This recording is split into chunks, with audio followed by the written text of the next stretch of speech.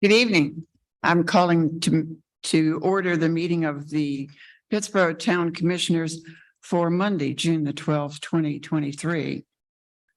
And as is our custom, I will ask you to join me in a moment of silence.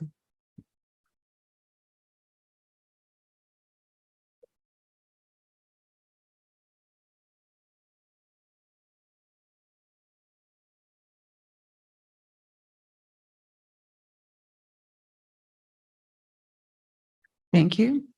I'd like to call on Commissioner Shipp to introduce members of the Boys and Girls Club who will be this evening leading us in our Pledge of Allegiance.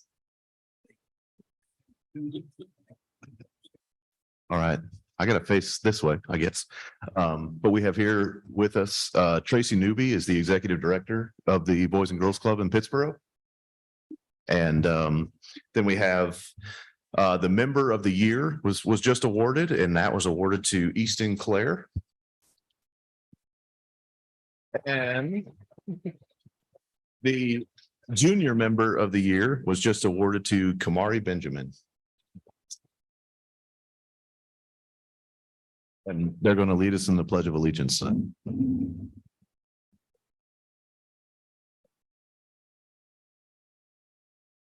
I pledge allegiance to the flag of the United States of America and to the republic for which it stands, one nation, under God, indivisible, with liberty and justice for all. Thank you very much, gentlemen.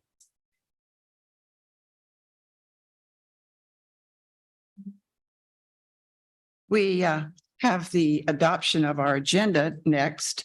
You have your agenda before us. Is there a motion to either approve the agenda as proposed or a motion to modify the agenda in some fashion?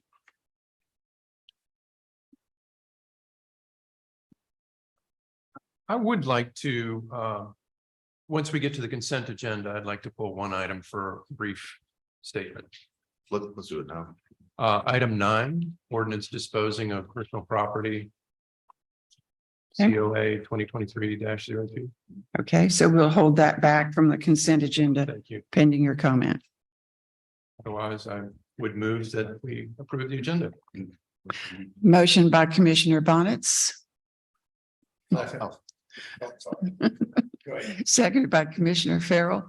Those in favor, please indicate by saying aye. Aye. Those opposed? Motion carries. We are missing tonight Commissioner James Vose, who was on a business trip to Tennessee, and his plane has been delayed, and he will either not be with us tonight or with us very late, depending upon how the meeting runs.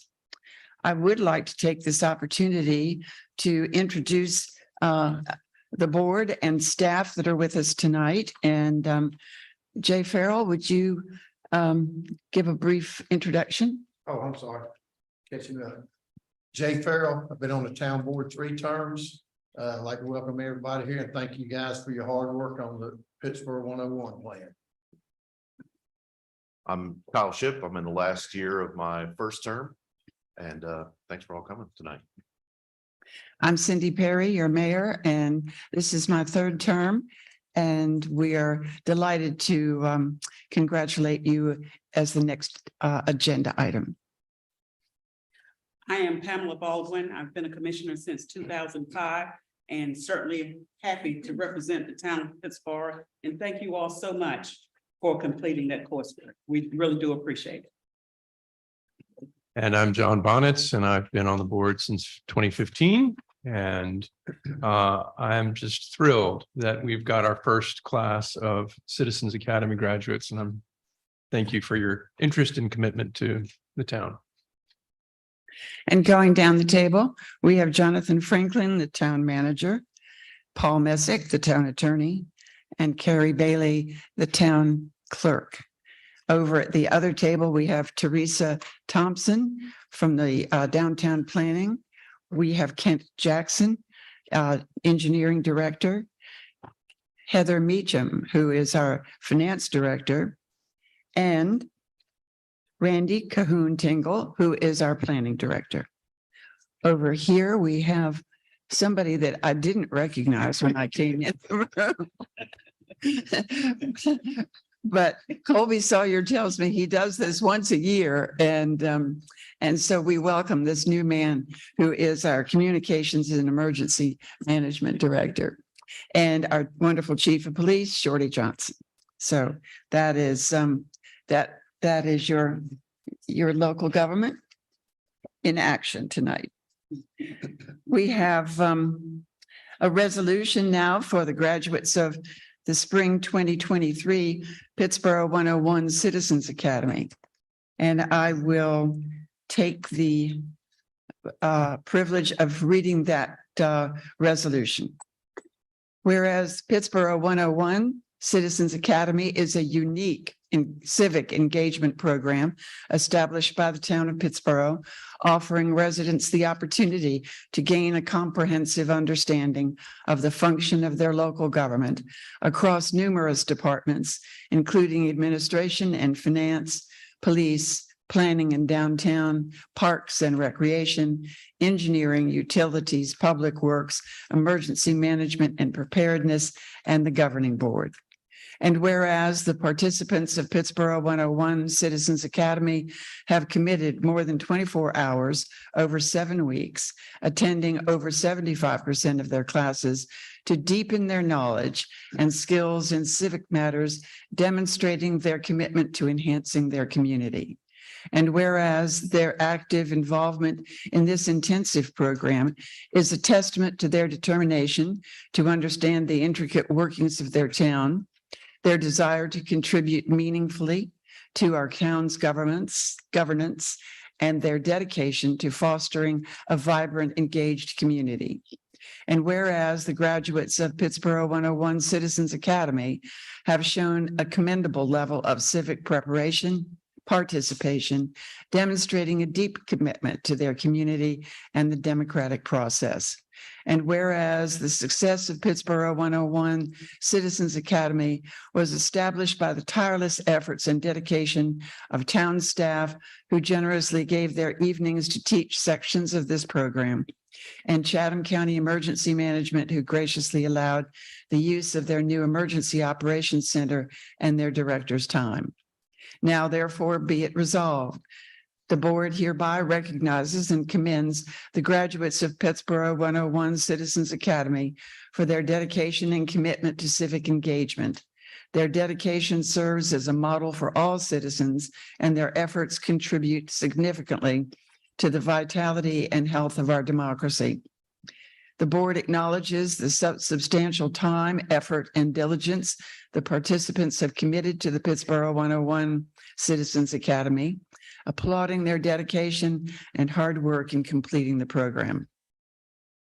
The board expresses its deepest gratitudes to the town staff and Director Stephen Newton of the County Emergency Management for their invaluable contribution to the success of Pittsboro 101 Citizens Academy. And finally, the board here lists and honors the names of the individuals who have completed the Pittsboro 101 Citizens Academy: Christine Sheeran, Danielle Bogus, Emilio Massa, Alan Wilson, Larry Piezzo, John Crowell, Barbara Sost, Davies Lindsay Weinsbaker, Stephanie Briggs, Ron Snyder, Heather Johnson, Jessica Canton, Christopher Paul, C.P. Stewart. These names will be duly recorded in the official minutes of the town of Pittsboro to record and commemorate your noteworthy achievement. This resolution shall be in full force and effect from and after its adopted the 12th day of June, 2023. And I will ask for a motion by the board to approve this resolution. So moved. Second. Moved by Commissioner Shipp, seconded by Commissioner Bonitz. Those in favor, please indicate by saying aye. Aye. Those opposed? Not surprisingly, the motion carries unanimously. I will look forward to signing this. And in the meantime, we would like to greet you at the podium. And Colby will be giving you your certificates. And while he's coming up, I think that absolute praise and glory need to be given to Colby, who is the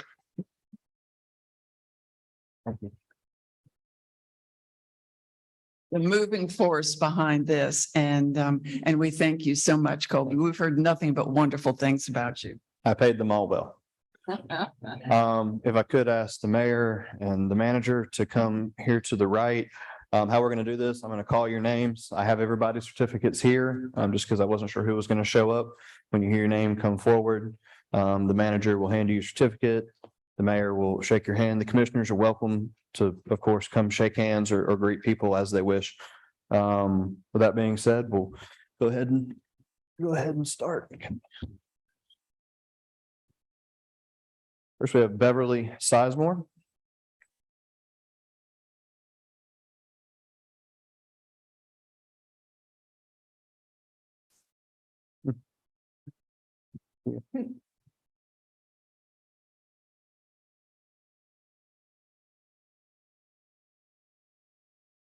We have Barbara Sost, who is not able to join us this evening, but she is virtual. We have Davis Lindsay Weisbecker. We have John Crowell. Should have put those at the bottom. Lawrence Larry Piazza. Thank you. Appreciate it.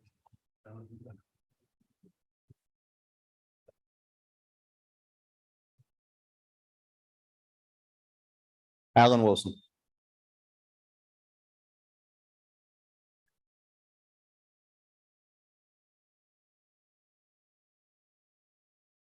Amelia Massa.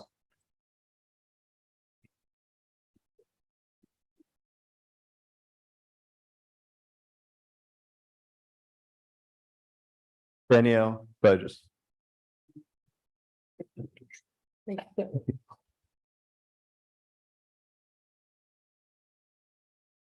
Christine Sheeran.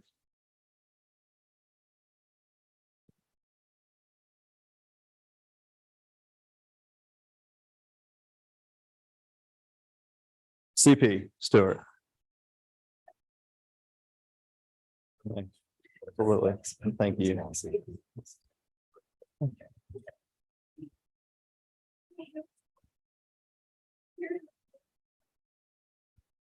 Heather Johnson. Yeah.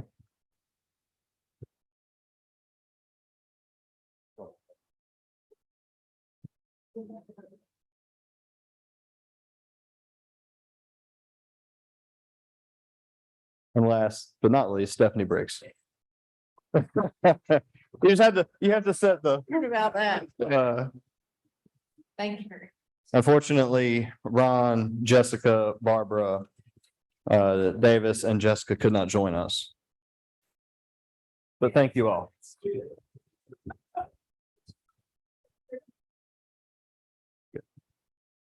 Thank you all.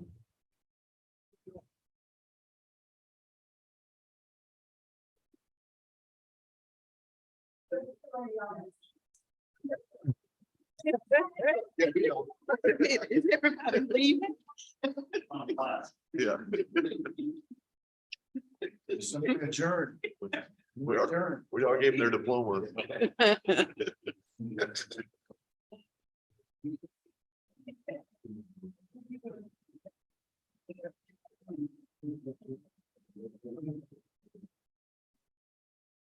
But you can tell they've already heard enough from us, so.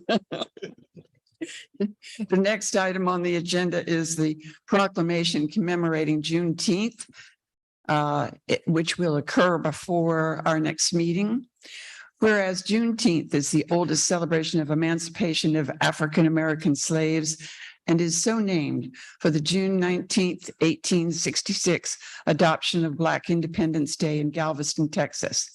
And whereas Juneteenth is also known as Jubilee Day, Freedom Day, Liberation Day, and Emancipation Day.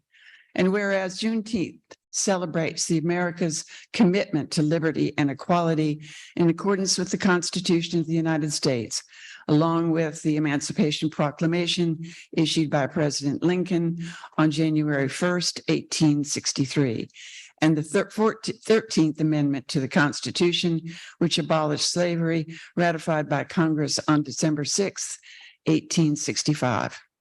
And whereas on June 17th, 2021, the President of the United States, Joe Biden, signed legislation declaring Juneteenth a federal holiday, enshrining June 19th as the National Day to commemorate the end of slavery in the United States.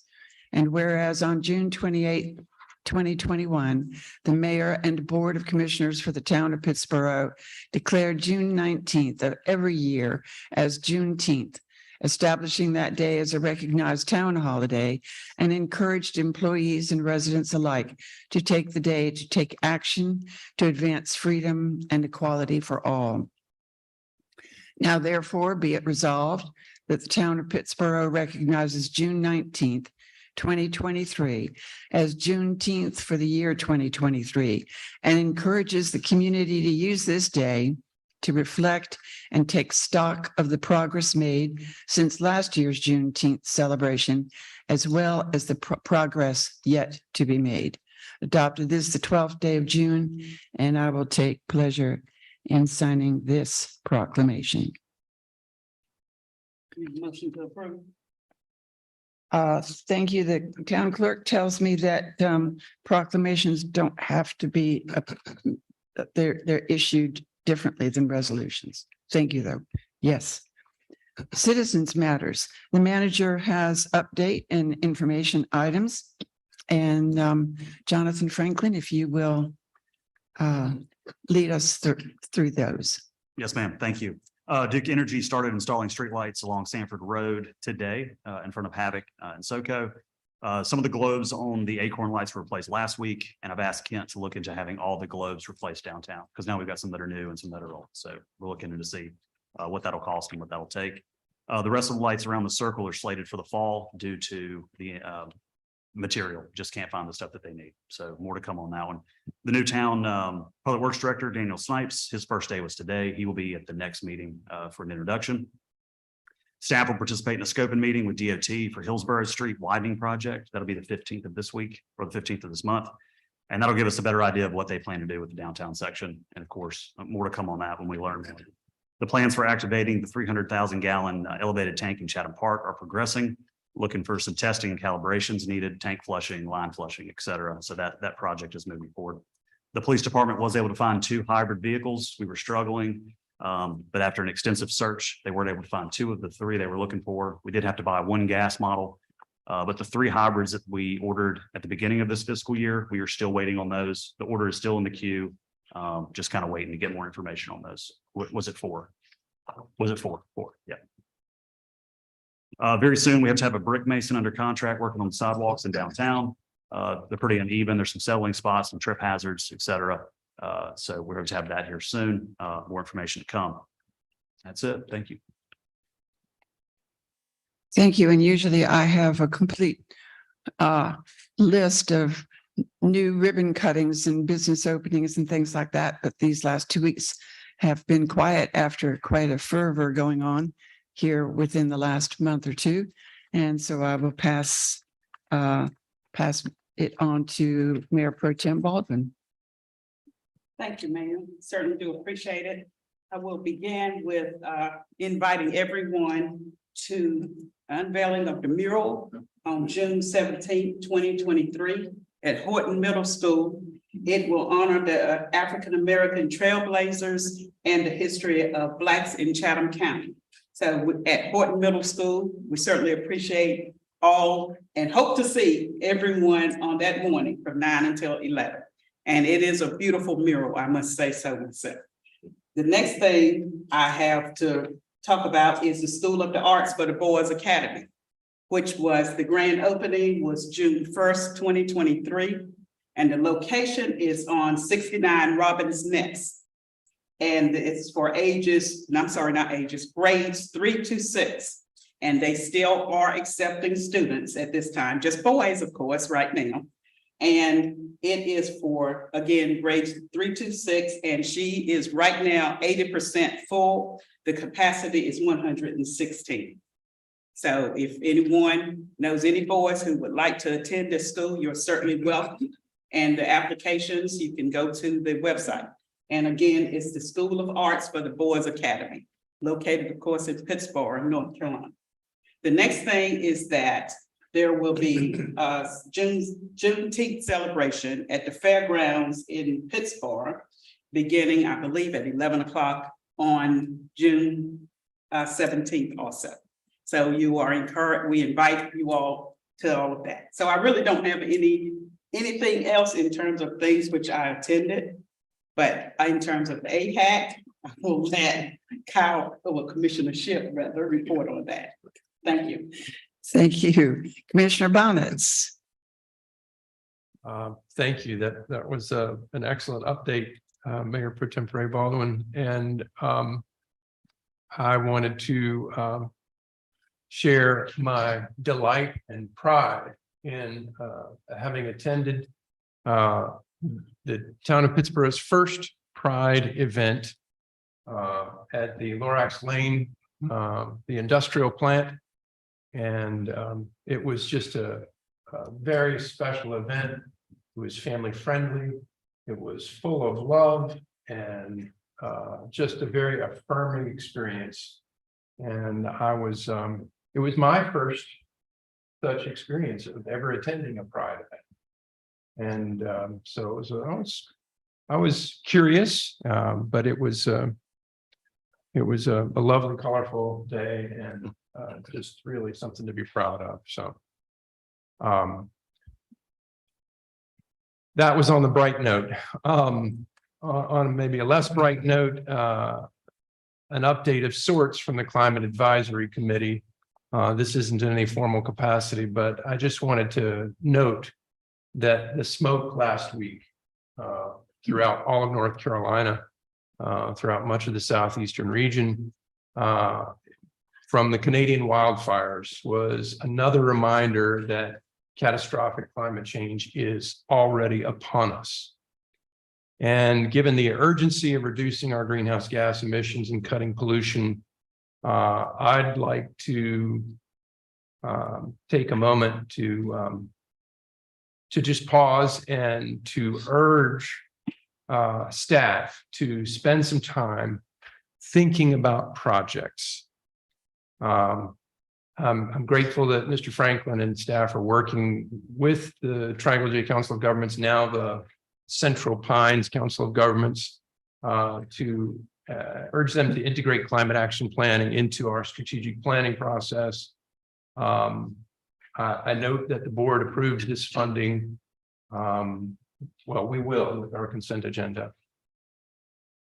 However, I'm told that there is a very large opportunity being organized by TJCOG with a February deadline for climate-related projects. And this could be anything from ways to save money by saving energy, ways to increase resiliency against blackouts, ways to generate renewable energy in town operations, or to store energy in town operations. Those are all some open possibilities. Things like relamping our buildings with more energy efficient lighting, new air conditioning or furnaces replaced with heat pumps. I would just urge staff to think that the sky is the limit, and that we ought to think real hard about these opportunities, and be ready when TJCOG calls us about it or lets us know about these opportunities. Again, the point that I'm making here is that there is an opportunity that for a funding opportunity that's going to be joint with other municipalities through TJCOG, and it will likely precede the pace of any strategic planning that would consider climate. So we kind of need to put the cart before the horse here in a way, to take advantage of federal funds that are that have deadlines attached. So thank you for hearing my update. Thank you, Commissioner Bonitz. Commissioner Farrell. I just had the PBA meeting is this coming Wednesday. And I don't think we have an upcoming merger meeting anytime soon, do we? Can't. Ah, okay. That's all I have. Thank you. Commissioner Shipp? Sure. On Memorial Day, I did a few different things with the VFW around that. On June 2nd, I went to the Leadership Chatham graduation here. And Tracy from the Boys and Girls Club was a part of that class, along with many others from Pittsboro. Thursday, June 8th, I went on the downtown tours with the Downtown Advisory Board. So really appreciate Teresa putting that together. That was a really good day of visiting Apex, Hillsborough, Mebane. They really, they sure we got. And in Burlington also. So it was a good time just talking with the Downtown Advisory Board and seeing a lot of opportunities that we can have. And then June 1st, we had the AHAC meeting. So Commissioner Baldwin was there also. But I think the biggest thing out of that is the new area median income for this year came out. And so for the area that covers Pittsboro, the area median income is now $116,000 a year. So that affects what numbers mean, housing is affordable. So it's a significant increase. I think it was about 94,000 or 96,000 last year.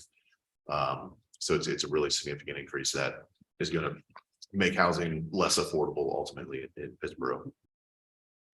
EDC, we have our meeting on June 21st. Regionalization, we have tonight. Tonight. You're here. And that's it. Very good. And as we said, Commissioner Vose is stuck in an airport tonight in Tennessee. And ordinarily he reports to us on the Arts Council. He's our liaison to TARPO, the Triangle Area Rural Planning Organization, and the Chatham Chamber of Commerce. Now is the time for public comment. And was there anyone signed up? Okay, very good. Thank you. That brings us next to the consent agenda then.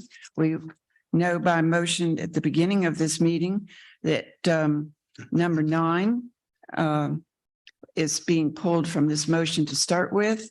And is there a motion to approve the balance of the agenda?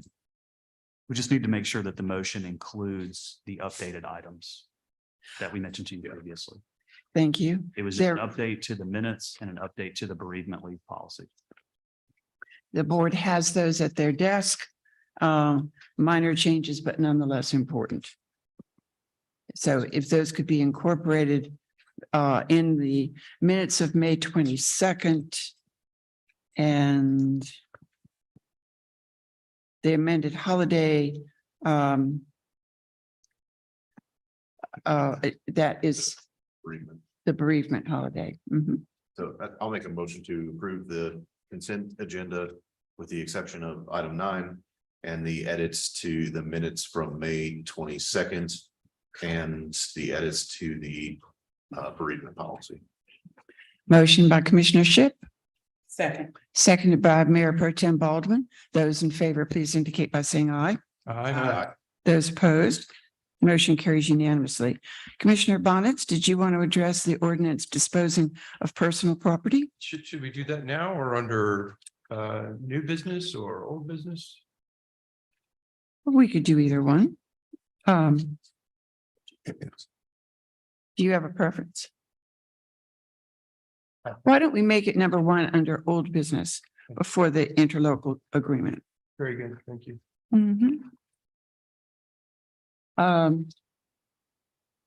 That would bring us now then to the first item under public hearings. And we need a motion to enter public hearing at this time. It's continuation. It is it a continuation of? the meeting of last Make a month. motion to Mhm. continue the public hearing for the budget. You've heard the motion from Commissioner Shipp. Is there a second to that motion? Second. Seconded by Mayor Pro-Tem Baldwin. Those in favor, please indicate by saying aye. Aye. Right? Those opposed, motion carries unanimously. Jonathan Franklin and Heather Meacham will guide us in the revisit to the fiscal year 2023-24 budget hearing, public hearing.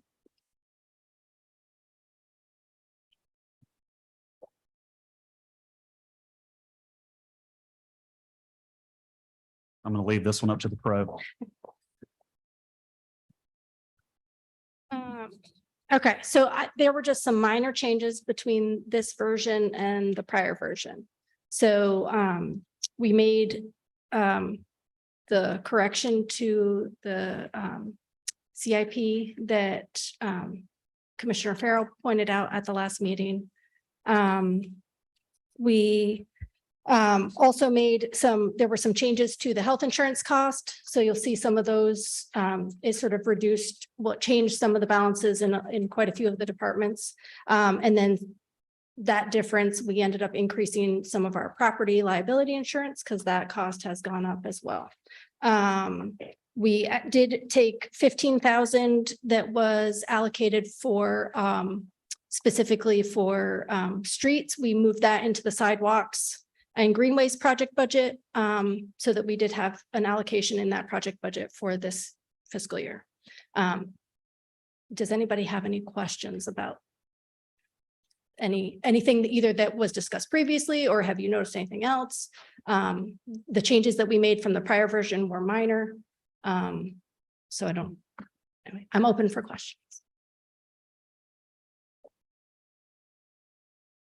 Appreciate you working with us on the changes. Yeah. Since and giving another opportunity for the public. Yeah. And we do have one speaker tonight.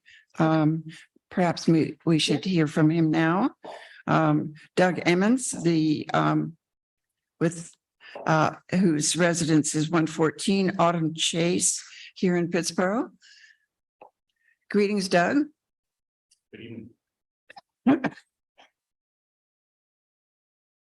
I wasn't quite sure where to put this on the agenda. I know it has a little something to do with budget, but it's maybe a little tangential as well. But let me try to put it in perspective. I live in Chapel Ridge, which is outside the ETJ, outside the town limits. It's kind of out in the county.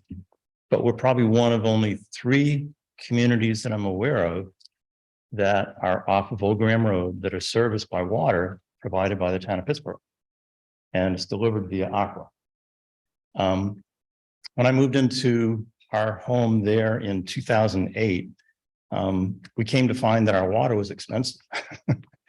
But, we'd moved from a town or state where electricity was expensive. So we kind of said, one versus the other is, a good trade-off. We can deal with that. As more people moved into our community, they also found that the costs were high. So back in 2015, I dug into it. And I found, after reading about what, the North Carolina statutes provided, that, if you're outside the town limits, the municipality can charge double the rate. I said, okay, and that's provided by the North Carolina statutes.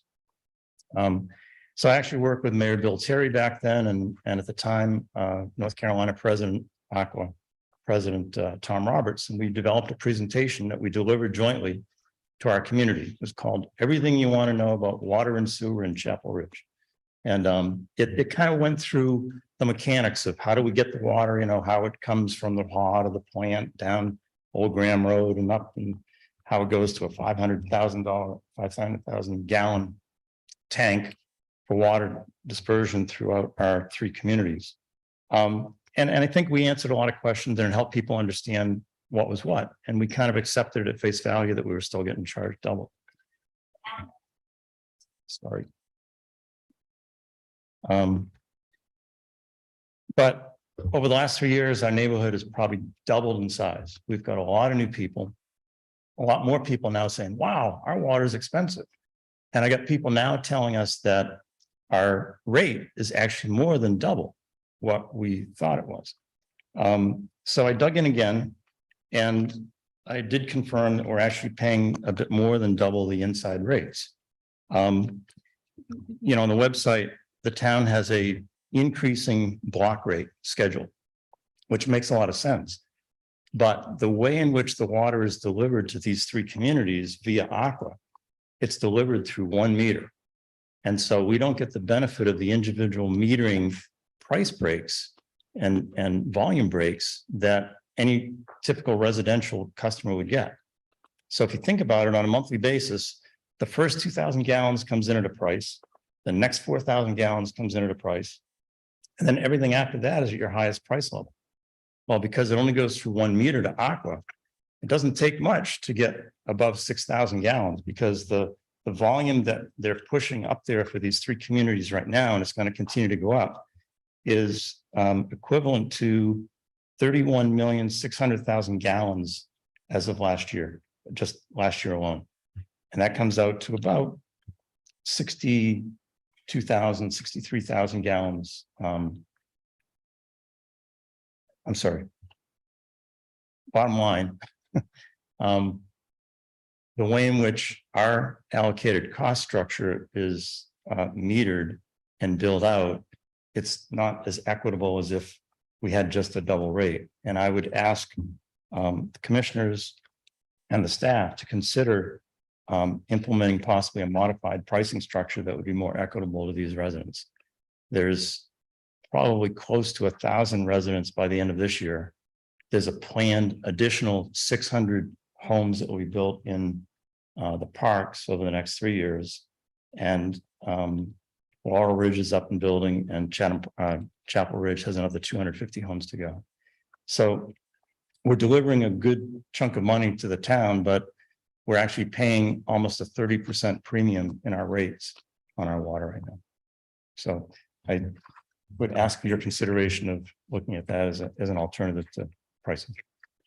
Thank you. Thank you, Doug. We'll look into it. Thank you.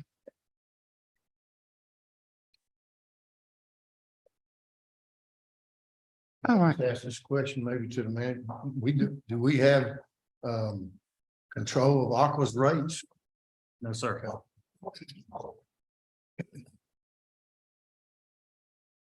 So we have a contract with Aqua, they're our bulk water customer. And so we set the rate for them as our bulk outside water rate. We set it at the 6,000 gallon rate for our outside customers because they use significantly more than 6,000 gallons. So that's how we come up with that. It's not like a different number than what's on our rate chart for outside customers, but it is the highest tier rate. That's how we currently are charging that. And I just wanted to also mention one of the other changes that we made from this version, from the last version, was we altered, we sort of rounded off a couple of the planning fees that were weird numbers. There were some that were like 168, 158. Consulting with the planning director, we rounded those off. And so there were a few changes, and there were also a couple additions, which were for the code enforcement.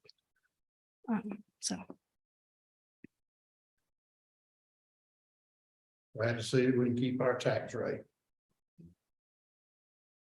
Very pleased with that. Thank you. Yeah. Any further questions for Heather or Jonathan?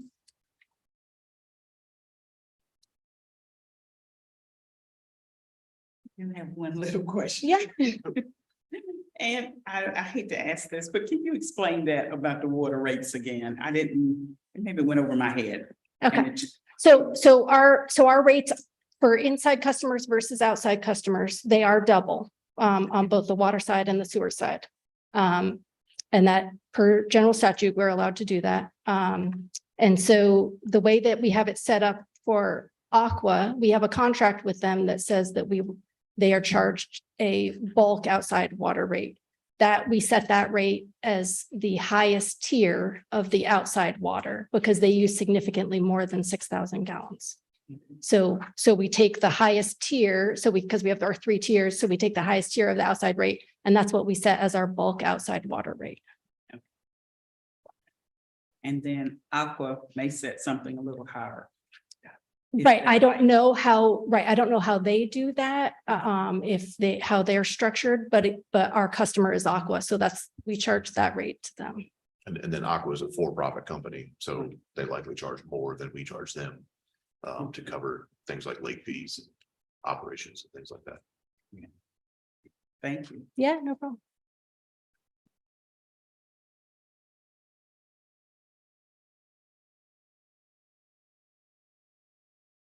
Doug, if you have follow-up, I think maybe an email to the town board and manager, if you'd like to do that. Thank you. Speaking as just one commissioner, I think we can't really do anything about this on this year's budget, but I'm happy to learn more.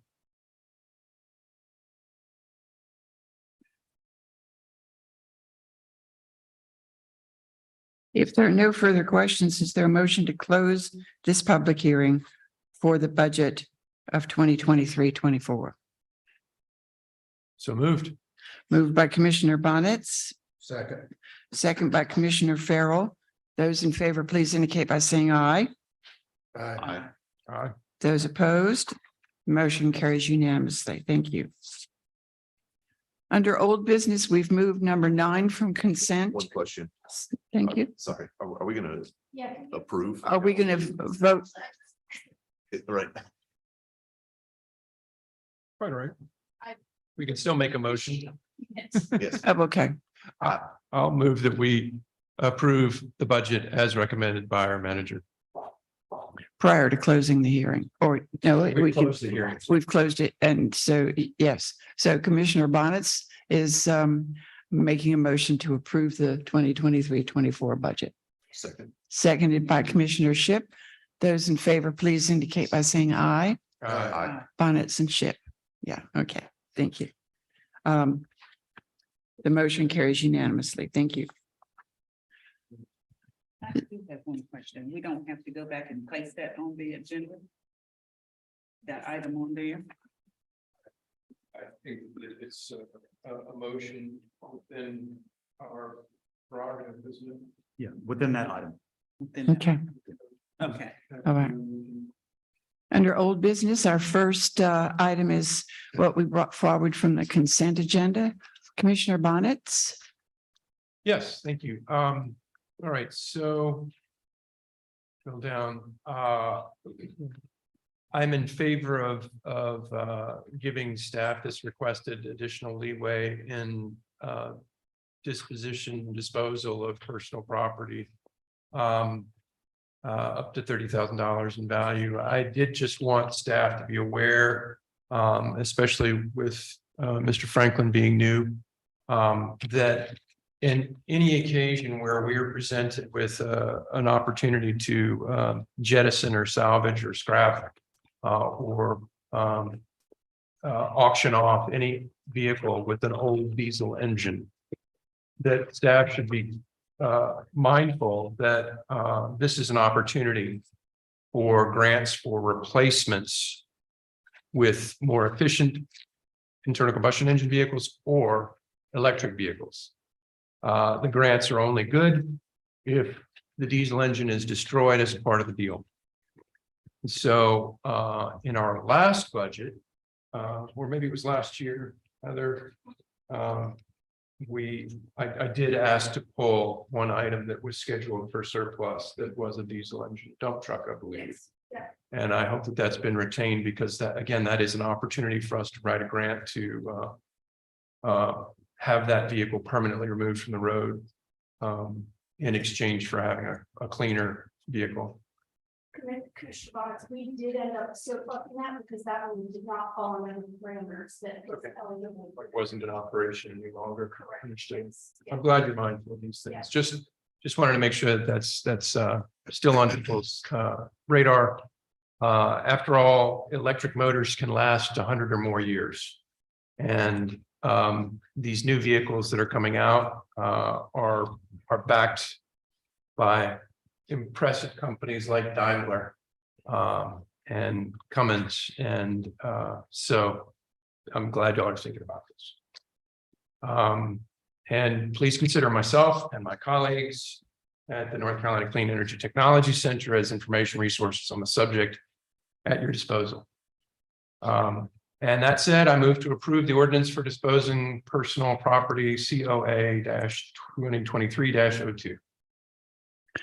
You heard the motion from Commissioner Bonitz. Is there a second? Second. Seconded by Commissioner Shipp. Those in favor, please indicate by saying aye. Aye. Those opposed, motion carries unanimously. Thank you. Thank you, Mayor. Mhm. Under old business now, we have consideration for the interlocal agreement, a presentation by Kent Jackson, Paul Messick, Jonathan Franklin, and whatever motion is made needs to, or if there is at the end of our discussion, we need to set the public hearing for June 26th, 2023. Welcome, Kent Jackson. Yes, good evening. Thank you, Mayor, members of the board. So a little over a year ago, faced with how to afford our force main project, the board adopted a resolution to evaluate regionalization and potential merger of our water, wastewater, and reclaim systems with the city of Sanford. Subsequently, the city of Sanford adopted a resolution of the same intent. So fast forward to August, both organizations agreed to hire Freeze and Nichols as our agent to lead the evaluation, analysis, and development of an approach for evaluating regionalization and merger. In the time that has passed, a number of activities have occurred. One of those in the end of 2022, a governance committee was formed. It's led by Freeze and Nichols, Charles Archer. It was made up of some key staff from both organizations and elected representatives from both organizations. For Pittsboro, Commissioner Shipp, Commissioner Farrell have served as the members. Commissioner Vose has participated in one meeting where Commissioner Farrell was not available. So tonight we'll hear an update on the progress of the study and evaluation. Also, we will this will begin the public discussion about the potential merger of utility systems. So we look forward to having that discussion. I will be assisted tonight by Charles Archer of Freeze and Nichols, Bob Hageman, Pointer and Sproul, and of course, Mr. Messick and Mr. Franklin. So with that, I'll turn it over to Charles Archer for the first portion of the presentation.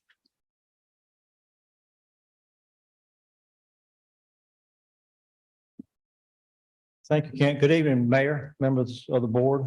Again, I'm Charles Archer with Freeze and Nichols and appreciate the opportunity to be with you all this evening. Thank you for what you're doing. And we appreciate the opportunity to have worked with you all and the city of Sanford for the last year or so on this project. As you know, it's not an easy task of the issues that have been talked about for a good while. So a lot of hard work has been put in by your staff and others, and it's very much appreciated. So the next slide, please, Colby.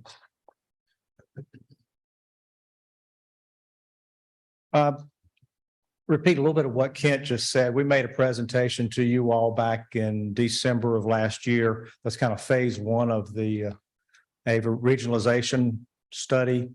And that was doing a high level feasibility or financial analysis of that. And the way the scope of work was prepared for this project was to do that high level analysis and to get a go, no go from both the Pittsboro Board of Commissioners and the Sanford City Council. And both bodies after the presentation said, please proceed to phase 2. So that's what we've been working on for the extent of 2023. So you can see that's the 3 bubbles on the screen there. So we've been focusing on phase 2 of the study for this year, which is looking at the town's assets related to water, wastewater, getting a handle on what those are, ages of those, that equipment, the systems, things like that, doing a more detailed financial analysis, and then the governance evaluation. And I'll spend most of my comments this evening talking about the governance process, which is kind of leading to the conclusion of this presentation this evening. So if we could go on to the next slide. As just mentioned as well, that we formed this governance group. I would say I didn't lead it. I facilitated it to keep the town and the city of Sanford talking and try to on schedule and on task of working over this over the last several months. But this is a list of the folks that have participated on a regular basis from both Pittsboro and Sanford that you see on the screen. I won't repeat those since Kent has already shared those names with you, but I want to thank those folks. We spent a lot of time talking. We spent a lot of time outside of the meetings, thinking about reading. And it's been a big commitment of time of folks sharing their knowledge, sharing their insight. So it's made the process that much better. So that's very much appreciated and made my job as a facilitator a whole lot easier. So I do appreciate everyone's help there. Next slide. So the governance group has had 4 formal meetings over the last several months. And here's just an outline of these 4 meetings. So in the first meeting, we spent time, I asked each of the folks participating, so what does a merger look like? What does that mean to you? To try to get an idea. And what we're trying to find out if there were any major hurdles, major stumbling blocks between Pittsboro, between Sanford in this conversation. If there were, we want to identify them early so we can work on those and try to move forward. And you'll see more on slide 6 in a couple of minutes, some of the comments that were made when we asked everybody, what does a merger look like? One of the other things that we did, we asked both Pittsboro and Sanford to prepare what are the must-haves. If these systems are regionalized or merged, what does Pittsboro want to see out of it? What does Sanford want to see out of it? So we reviewed both of those lists in that meeting, had a deep conversation about that. Again, trying to identify if there are any huge differences of opinion. Unfortunately, there weren't. We were able to work through most of the issues, all the issues that were provided in those lists. So we could focus on developing a merger agreement. In the second meeting, we focused on the capital projects. You all have talked a lot about those over the last few years. And how to approach that from a financial perspective and what the options were. And there's a lot of work being done to get those projects, funding for those projects that will put the least burden on the taxpayers in Pittsburgh as much as possible. And then meeting 3 is when your attorneys began meeting with this group as well as Sanford's attorney. That's where we turned the attention to talk about what would a merger agreement look like. And that's where they needed to be involved because they were going to be the ones drafting and negotiating the details of the agreement between the town of Pittsboro and city of Sanford. And so they joined us for meetings 3 and meetings 4. And we focus on the agreement outline and then the agreement structure itself, the details, and then kind of talked about the schedule of the process to get through this. Next slide.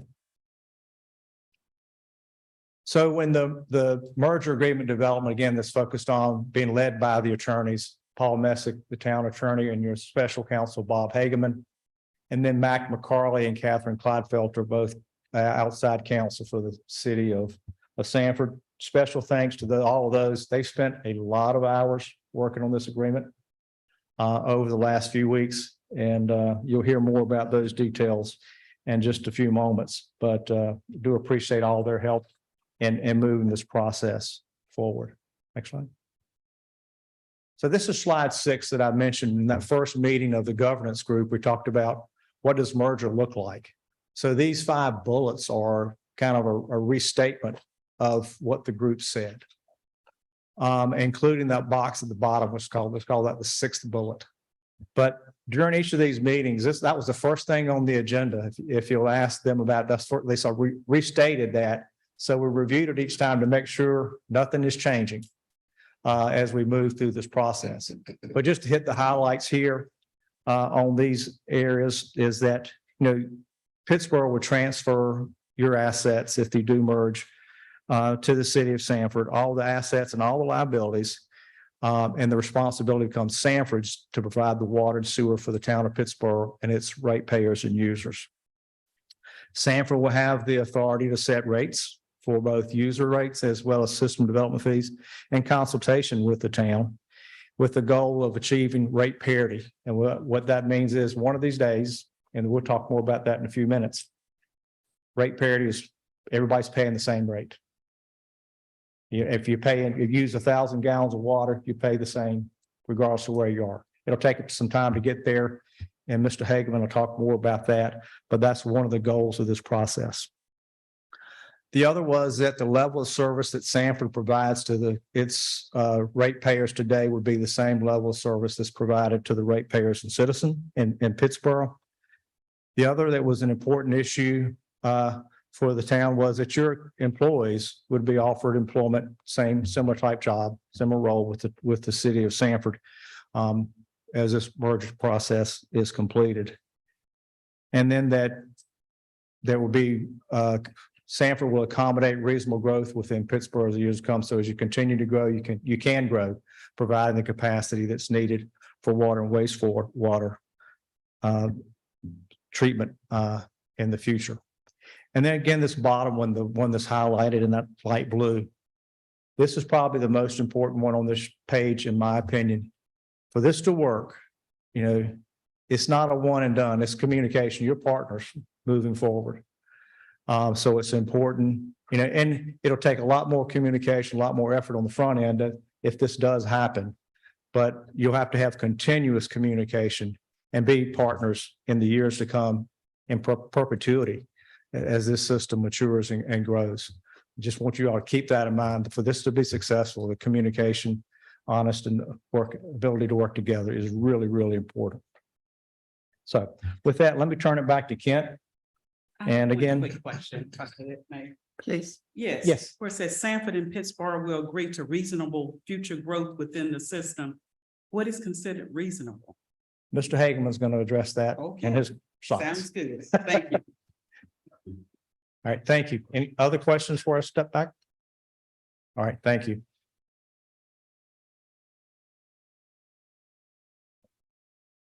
Okay, so I'm gonna talk for a couple of minutes about, so what are the benefits of the system, a merged system for both Pittsboro and Sanford? But before I do that, I'll go back to December, shortly after we had the phase one presentation from Freeze. And we solicited some feedback from the board about priorities as we, study and evaluate merger. And so staff clearly heard themes in the feedback that we received, and 4 primary themes that we heard. Number one, that our employees are treated extremely fairly in this process, and that we have provisions for ensuring that even beyond a potential merger agreement. Our customers being treated reasonably and fairly was another theme that we clearly heard. Water quality and maintaining a focus on current and future water quality was another theme that we heard. And then capacity, because if you'll recall, some of the origins of this discussion had to do with capacity, our urgent need to develop additional sewer capacity was some of the origins of these discussions. And so those are the themes that staff clearly heard, and we have tried to keep those kind of front and center as we have worked through some of the discussions of some of the content for the agreement. So talking about, how might this merge system benefit Pittsboro? So, I mean, our goal is to have a sustainable utility system that is one system for, for the region. And so some of the benefits, as it relates to Pittsboro specifically, if you'll recall in that December presentation, Friesen Nichols demonstrated how our rates might sharply increase in order to complete the capital projects that we were facing. So the merger provides an opportunity to stabilize and eventually reduce those rate increases.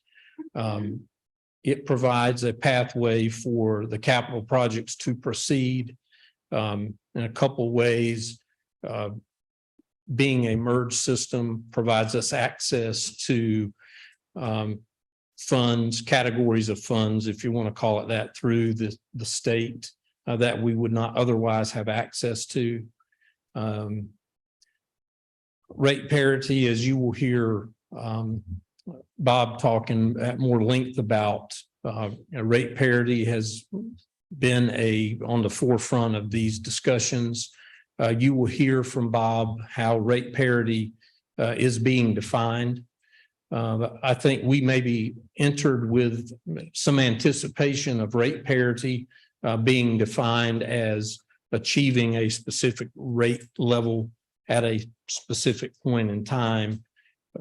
What you'll hear in Bob's presentation is the definition is more now tied to completion of certain capital projects and completion of evaluation of the condition, the standards of Pittsboro system as that compares to the standards of Sanford system.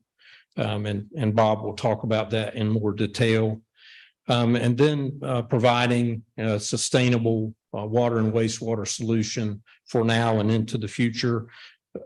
Of course, Pittsboro and Sanford come into these discussions with established partnerships.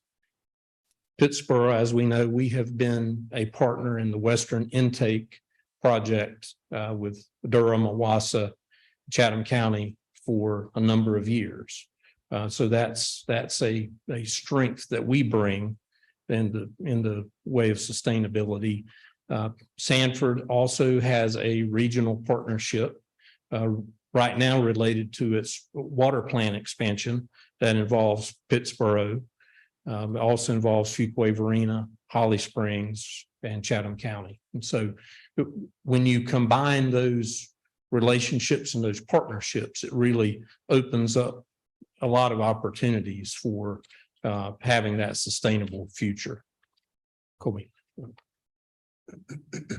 So we thought it was also important to talk about what are benefits for Sanford. If it's talking about economies of scale, one system, a combined system, will have, and this is as of current, about just over 22,000 customers, as compared to 2,500 customers. So that helps greatly economies of scale for the major capital projects. For one thing, Sanford is seeing through these discussions that they can have a merged system that does not have negative impact on their ratepayers, which was a priority for them and their council. I mentioned about future grant funding opportunities.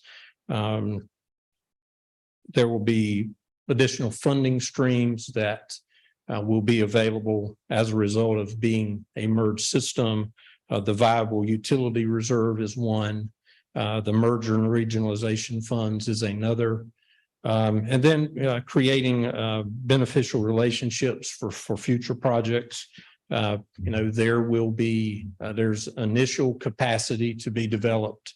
And of course, there's future capacity to be developed. And with this merged system, we will have additional resources and relationships and partnerships to accomplish future projects. And so with that, I'm going to ask Bob Hageman to come up, and Bob will be somewhat stepping through the sections of the merger agreement, talking in some more detail about that. So, Bob. Evening, Mayor and Commissioners. So I understand over the weekend you were provided, and the public was provided with the then current draft of the merger agreement. I will tell you it is still a work in progress. In fact, we reached over the weekend some accommodations such that what was sent out is not even the most recent version. We've got a couple of items, and I'll talk more specifically about them, that we continue to work on. Your new manager has brought some good ideas to the table that we're going to vet with the other side. Certainly, we want your input. And if there's a public hearing, the public's input. So it's by no means locked down or finalized, but we've made very, very substantial progress, I believe, in putting together the framework of a good agreement. So the agreement structurally consists of 6 articles, and I'm going to talk about each one of those in turn. And some of this is a repeat of what Charles and Kent has already gone over before. But the first article is basically, why are we doing it? What's the purpose of the merger agreement? It makes it clear that the goal is, and a requirement will be, that Sanford's utility will treat Pittsboro's customers other than rates, and I'll talk about rate parity, but in terms of how your customers are treated, they have to treat them the same as their customers. So it's an integrated system with a uniform approach of treating customers fairly. The merger contemplates the complete transfer and integration of Pittsboro's systems and all the support for those systems over to Sanford. And it makes it very, very clear that once that's completed, it is Sanford's system. It is Sanford that has the irrevocable right to operate, maintain, expand, upgrade, and improve the integrated system, which includes what we now know as Pittsboro's utility systems. Next slide. Article 2 spells out in a little bit more detail responsibilities and representations of the two parties. Key for us was this first one. We're conveying the system as is. There's no representation or warranty, and they can't come back on Pittsboro if in your general fund, if they find any deficiencies that they weren't aware of, and there's a lot that they're not aware of.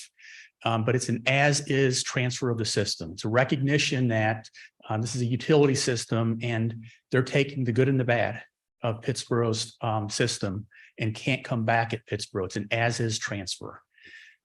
They have, again, the obligation, the right and the duty to perform all activities for operating, maintaining, expanding, again, reflecting that this is a combined merged system. It's one system, one utility system. Next slide. So here are the dates. So we contemplate, if we're on the schedule we've devised so far, we contemplate it would be approved. I believe it's August 1st or 2nd with a vote by the Sanford City Council. At that point, we have a legally merged system. There is a binding legal document that merges the system, but there's a recognition that we don't throw a switch and they're running the whole thing overnight. We've had a lot of conversations about deadlines. At one point, we were talking about 90 days. And as staff discussed more and more the complexity of integrating and taking over all aspects of the system, what we built into the agreement is a deadline of June 30, 2024. So along the way, different things will be happening. Employees will go over. They will take over billing at some point once they're ready to do all that. And that's when your customers will see that Sanford is the utility, because they will now be getting water and sewer bills from Sanford and not Pittsboro. We don't know the precise dates when those various things will happen, but the contract is written right now, does set a back-end complete deadline of June 30, the end of next fiscal year. A little bit about the employees, and Kent mentioned this too. Sanford's been very good. They understand your desire, your need to make sure that your employees who are going to be moving over to Sanford are treated fairly. We have negotiated some pretty good language, but again, even as late as I think Friday, Mr. Franklin provided some additional ideas just to make sure that we have completely protected them, that they move over without any step backward in what they're getting from Pittsboro, and they carry over all of their accrued sick leave, all of their accrued vacation leave, and then going forward, they're treated exactly as their counterparts in Sanford. So, and again, we've got no pushback at all from Sanford. They understand that's an absolute requirement from Pittsboro, and they're going to accommodate that. Bob, I have one question. Yes, and I sir. may have overlooked that, regarding that employee. I didn't see anything in there regarding longevity. Long-term employees that we have here in Pittsburgh. I didn't see anything. If I did, I'd be overlooked it. So that is one of the areas where your manager has pointed out a couple of things that us lawyers did not pick up yet. And I think you're going to see that in the final document. Okay, Yeah. So, but definitely appreciate the feedback. Article 4, I'll just hit these real briefly. These are the 5 capital projects that you all have been talking about for some time. And it makes it clear that when the system is merged, Sanford is obligated to complete these 5 capital projects, the 3 million gallon a day force main, the upgrade of the Sanford water treatment plant, where Pittsboro's been talking about being a partner for quite a while. And then, of course, the extension of the transmission line to Pittsboro. Once those projects are complete, and I'll talk more about this in the rate parity section, but once those projects are complete, the systems are really connected. They are now providing water to Pittsboro's customers, and they are now accepting and treating wastewater from Pittsboro and Pittsboro's customers. So phase 1 really interconnects the two systems. Phase 2 we've talked about, which is the upgrade of the force main to 5 million gallons per day, and Sanford wastewater treatment plant expansion or replacement that would accommodate much more than, but at least the additional wastewater coming from the force main upgrade. So those are spelled out in the agreements, and they are obligations of Sanford to do those projects. Next slide. Rates and rate parities. So you heard Charles say before, once the system is transferred, they will have the authority to set rates. They are required in the current draft. They are required before increasing rates to consult with the town of Pittsboro, and they must do so at least once annually. So there will be an opportunity for input, but they do have rate setting authority. You cannot dictate what their rate, what the rates are now. I hope we all realize that they can't set rates in a way that it becomes a profit center for their general fund. It's a utility fund, it's an enterprise fund. And the agreement also contemplates that rates are set using modeling consistent with how Sanford models and sets its own rates. So there's a consistency in methodology that's in the agreement on how rates are set. But certainly for quite a while, we will still see a disparity. There will not be rate parity for quite some time. Now, as we started getting into this thing, I remember when I first heard about this, there was some vague goal of rate parity. I think I heard within 20 years.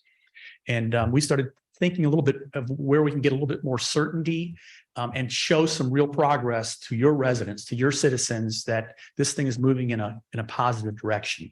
And what we identified and recognized is that, broadly speaking, there's 3 different activities that put together creates the rates that go into the model. 1, the cost of treating and providing water, accepting and treating and discharging wastewater. 2, they're taking on a legacy system. They're taking on the existing system that has been built up over many, many, many decades.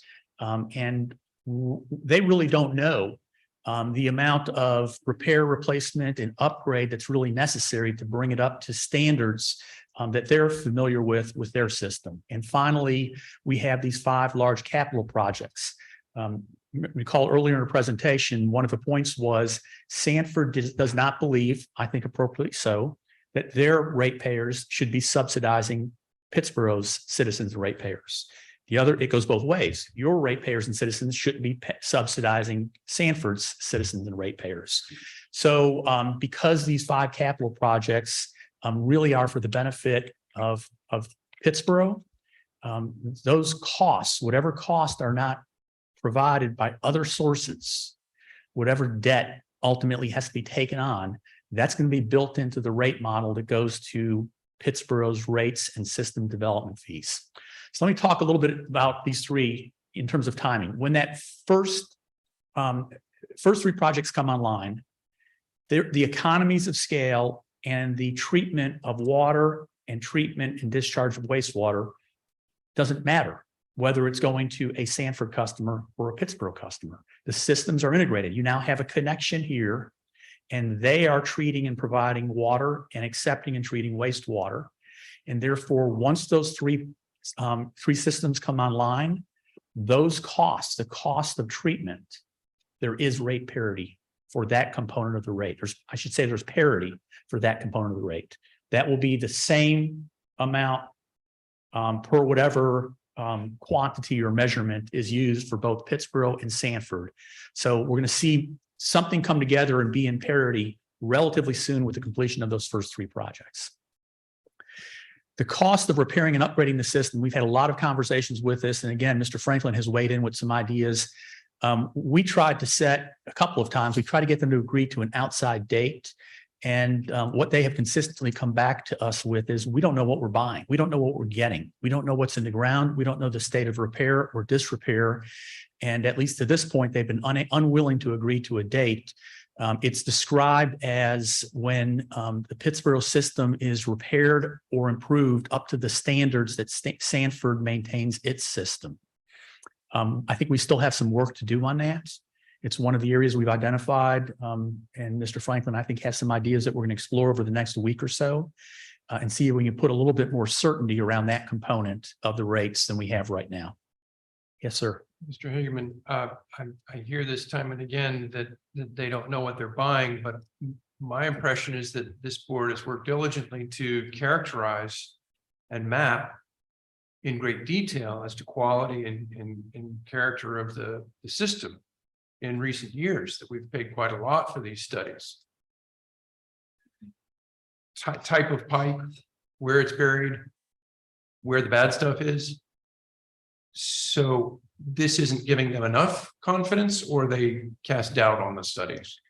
I have not personally heard them point out any specifics about deficiencies in the studies that they have identified, and we'll certainly take that input and go back to them and challenge them a little bit on, okay, here's what we provided you. Why do you feel this level of discomfort?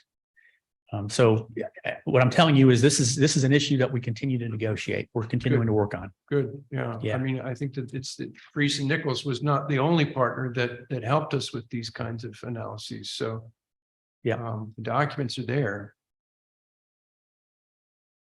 And I'm not understanding when the statement is made that these improvements to their sewer plant and their water plant are entirely our responsibility. Is Sanford not undergoing growth as well?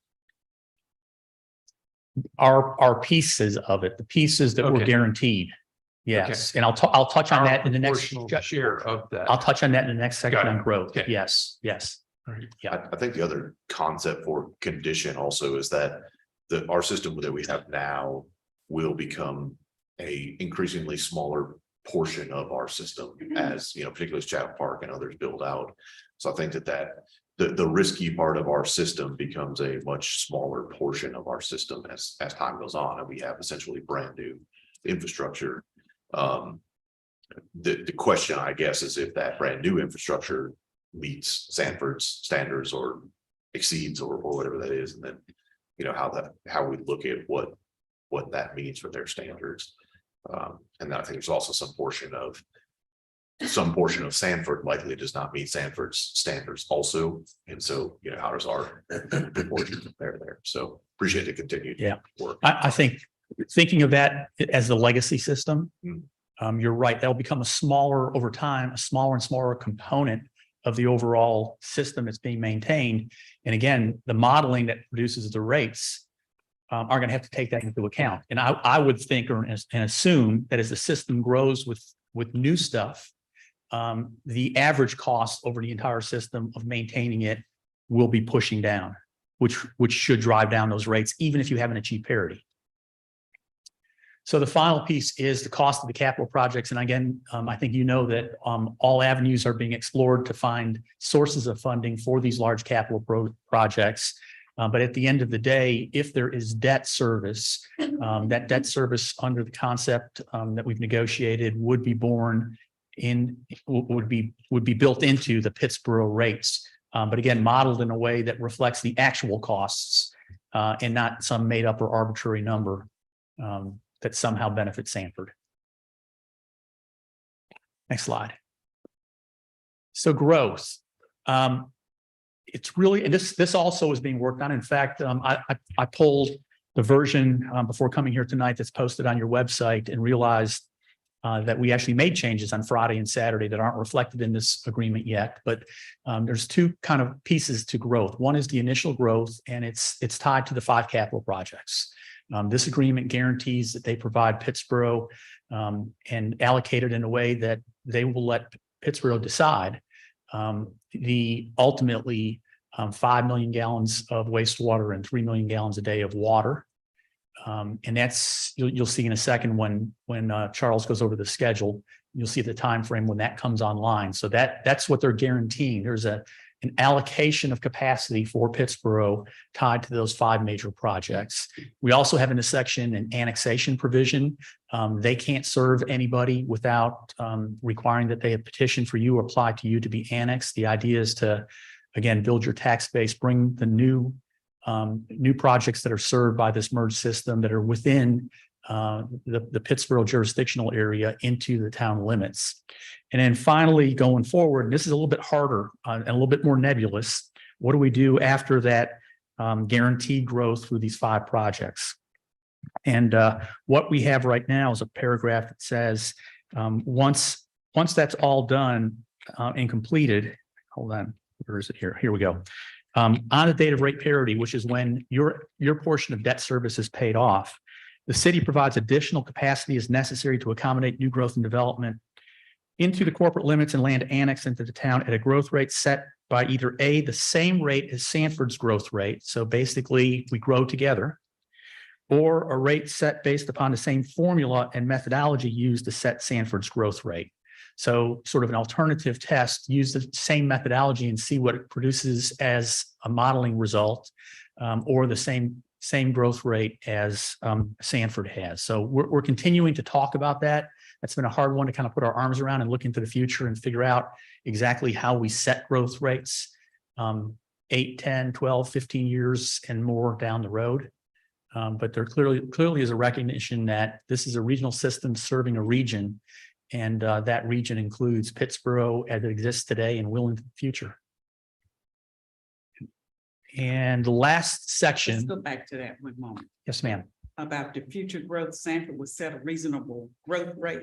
So basically, is that where you're saying that the question that I asked about the reasonable, what's considered reasonable, is that the answer to that? Yeah. That Sanford will be setting that rate? Well, they will be based setting it, but on- it's contained within 2 tests. One, either the same rate as Pittsburgh, as Sanford, so they can't disadvantage us by giving us a lower growth rate than they have for themselves.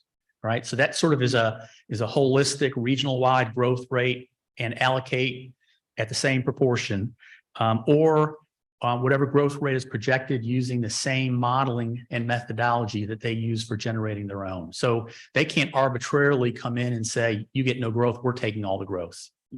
And again, we're continuing to talk. We're still studying other agreements to see if we can come up with something better than what's on paper right now. But that's what's on paper right now. Could you explain a little more about that extension of service? Where it said any request for extension of service must receive approval from Sanford in order to be, what type of extension of service are you referring to? So we can't, they're running the utility, right? And they need to investigate and determine whether or not they have the ability to provide the service that's being requested. Okay. Yeah. There's going to be close coordination. And again, this is part of the implementation that will begin once the agreement is approved, assuming it's approved over the next year. There's going to be constant communication between your planning department and their utility department, because as projects come in for land use review and planning review, there's got to be a coordination between the approval of utility service along with the land use approval. That's part of that continued communication and cooperation, not just over the next year, but the long-term partnership. And I think it's largely the same. We would operate if someone came in and said, we want to build a water park. You know, we would say, well, we don't have the capacity for that. We need to work with you on capacity. And so we can't, in this when we're merged, we can't say, yes, that's approved from a planning and zoning perspective. And then, you know, Sanford's required to add on to the plan. So it's the same way that we would manage growth. And then I don't know that it doesn't seem like it limits us to their growth rate or less, but there's some options for developers to pay for those increases and extensions and things like that. So there is Article 7, which I do not have a slide on. It's sort of general legalese, boilerplates. The laws of North Carolina govern the interpretation of the agreement. Severability clauses, if anything is found to be illegal or unauthorized, it doesn't call into question the entire agreement. So just sort of general lawyerly type stuff that go into these agreements. And with that, I think Charles is going to take us home. And will we get these slides because I couldn't find them in the packet? Maybe I overlooked them. We all They- today, so we'll see.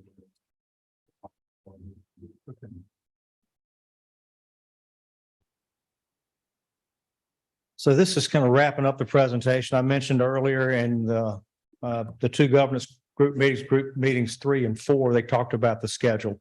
That's kind of what this slide is representing, the milestones of the merger agreement process.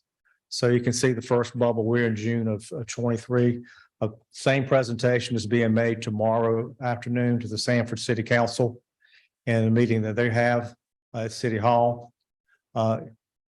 Assuming that probably you all, as well as Sanford City Council, may want to have some workshops with your staff to have conversations, learn more, dig down into the details.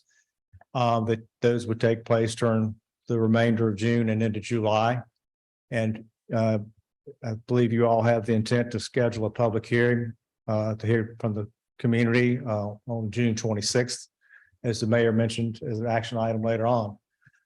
So in July, again, workshops as needed by both you all and the Sanford City Council, with the goal of you all considering whatever the final version of the merger agreement looks like as it evolves between here and there, to be considered by you all on July 24th, and then to go to the Sanford City Council for their acceptance and approval on August the 1st.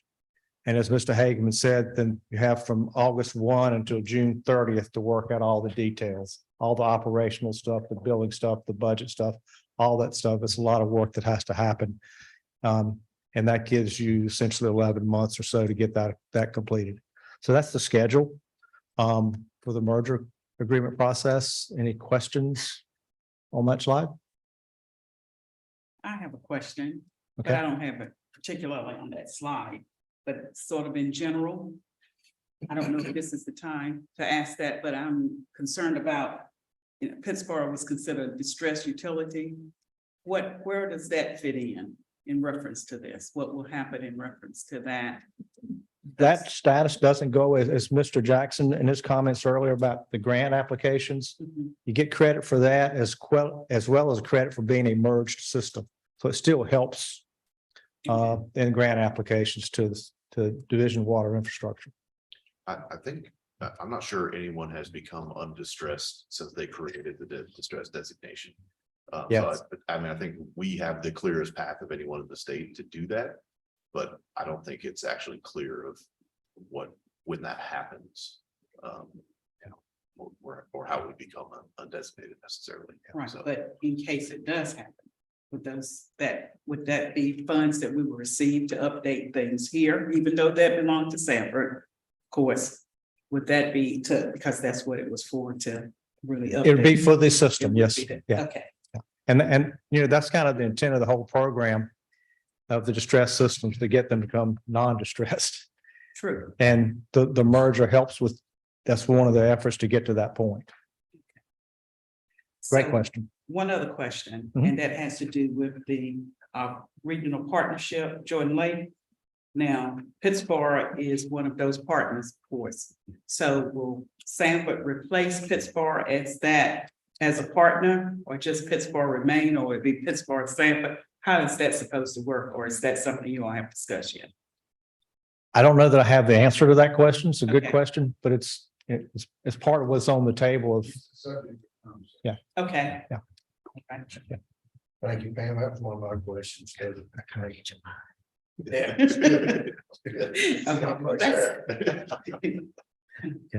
Other questions? Yeah, follow on from your distressed utility question. Commissioner Baldwin, I'm thinking back and recalling, but not recalling precisely, that we either had already maxed out those grants or were on track to max out those grant and loan opportunities from the distressed utility program. Can staff remind the board the status of that? So, when we had applied last fall, and our application prioritized this current application round, those programs were not funded. So we are anticipating in September, making an application in under the merger and regionalization category, as well as the five utility category. All right, thank you. So my memory was very much failing me. I thought that we hadn't received some awards, but you're saying Here's what you possibly maybe call is when we apply for funding enforcement. We had already been awarded $4.5 million for a I&I project, which limited the amount we could apply for. We did a $15 million cap for that particular program. Right, that may be. so. That 4 million for I did go into effect, and yes, the work has or will be managed and executed. Okay. Thank you.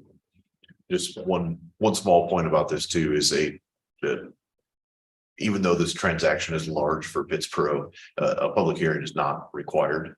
But we're, wanting to do one to get the input. But so that's why there's a little bit of a difference there, that this is a smaller thing comparatively for Sanford. But we wanted to do a public hearing just to have the opportunity for input. Good. Next slide.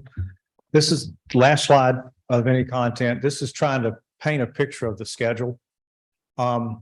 Based on the schedule I just showed you on the previous slide, if assuming the merger agreement moves forward with both you all and the city of Sanford having that adopted in early August, and then spending the next 11 months, as we mentioned earlier, on the operational integration and implementation. And then you can see the three big capital projects these are projected timelines to get those designed, permitted, and under construction and completed.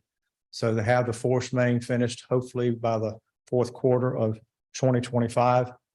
Sanford's water plant expansion, which would be providing 3 million gallons of capacity for Pittsboro, completed at the end of the first quarter of 2027. And then the water transmission from Moncure to Pittsboro completed in the fourth quarter of 2026. And yet to be determined at the bottom, as Mr. Hageman mentioned earlier, the wastewater treatment plant project and the expansion of the force main from 2 million gallons to 5 million gallons. Yet to be determined. That's really being driven by when Sanford's going to having a study done right now about how to expand their wastewater treatment plant now, because it's nearing capacity. And so that just kind of paints the picture, hopefully for you all, of what the merger process, along with these immediate three capital projects, looks like in the next 3 or 4 years. So with that, we're happy to entertain other questions if you have other questions. Yeah, can we go back to that slide, please? The force main to Sanford,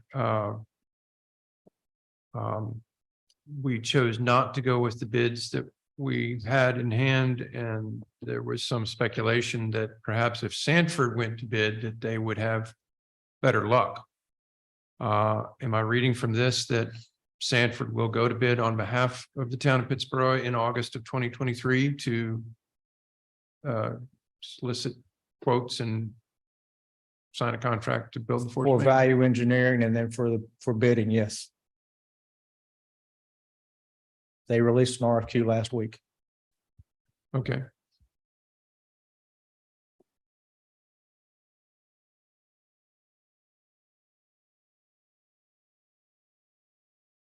And then sometime, I'm guessing it's what, midwinter?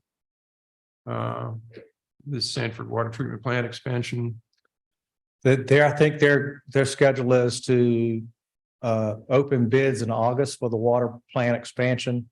Okay. And then award a contract by the end of the calendar year, hopefully, Okay, with a all right. notice to Yes, that's proceed in early December. 24. Okay. And then the design of the water transmission would begin same time early next year, I think. And again, these are all subject to change a little bit. That's just trying to paint the best picture we can right now. Okay. Mr. Archer, is there a chance that the issues involving delay by the Vietnamese car manufacturing unit, it could any aspect of that delay these timelines here, because there's some incredibly poor news coming out about that venture? The only way, great question, Mayor. The only way I know to answer that is that Sanford has issued the notice to proceed. They have the funding to make all the water and sewer improvements, and the contracts have been approved. Good. Its design's finished, permitting's finished, notice to proceed has been issued. Good.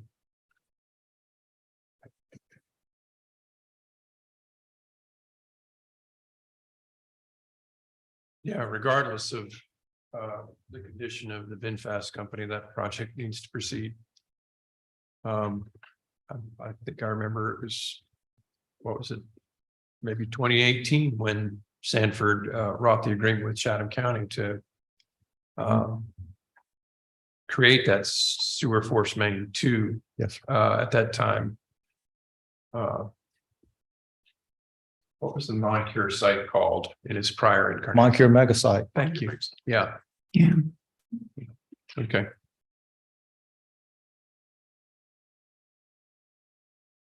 Any additional questions from Mr. Archer? I have maybe Charles, one, it's not really too important, but I brought it up to Chief Griffin regarding the fire hydrants and all of that. And Sanford City does their fire hydrant testing. Are we assuming that Sanford will be doing Pittsburgh's, or right now the fire department in Pittsburgh does our hydrant testing? I believe that's addressed in the draft of the agreement.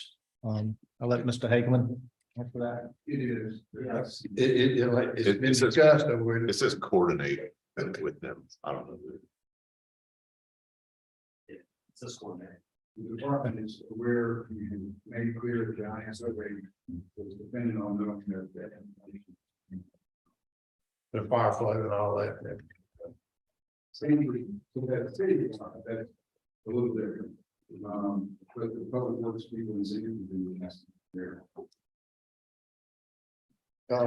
One of this is, like I said, this was a lot of information that we really didn't study all of this in our merger meetings, but this may be for Heather. I know with, with our water and the wastewater, do we completely close our enterprise fund down? Yes. Okay, and the employees that's in that enterprise fund, will they be employees of Sanford? I guess what I'm trying to say, more or less. Yes. But not all of our employees will be Sanford employees. I mean, we were still pursuing possibly some public works people that would still be Pittsboro employees, correct? Yes, so we have our department 5400 is our public works department that is under general.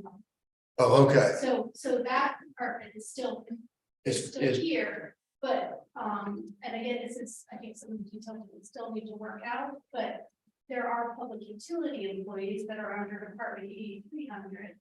And those, they would be trained, because if they are if they are deemed that they're a public utility, necessary to that, then they would be transferred. To city of, or offered, an employment. So, but some of that, I mean, we again have not gotten into those specific details about all the positions that will be transferred. I spoke with Jonathan regarding this, and he assured me that that was one of his priorities, was the possible sale of any properties that belong to the town of Pittsboro that I had paid on for numerous years, meaning water, land that the water plant is on, land that the wastewater plant is on. And I think it's in here that's like 75%, but is that fair for the town of Pittsboro and our taxpayers that bought and paid for this land and utilities? I'm not qualified to answer that question. Maybe I didn't express it correctly, but I guess I'm looking for the if somebody asks me, man, that water treatment plant been paid for 30 years ago or 10 years ago, and we're getting nothing for it.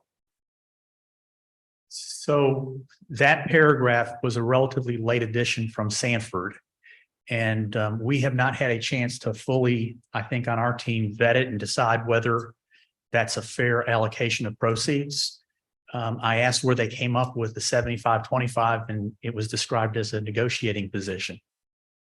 So I think there's an opportunity. Jonathan, told me this afternoon, but I'm still a little concerned as giving up properties for this. So I think that paragraph is simply directed at the water treatment plant facility, right?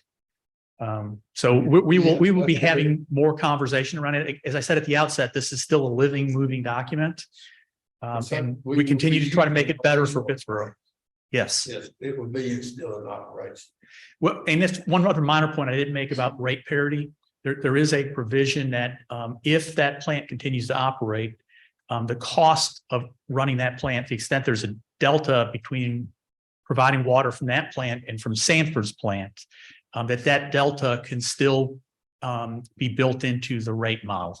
So you may not have 100% rate parity, and it can go either way. If it's operating more cheaply, it would be to the benefit of Pittsboro's ratepayers. But if it's operated more expensively, I think everybody realizes that it doesn't make sense to operate it if it's costing more to run it.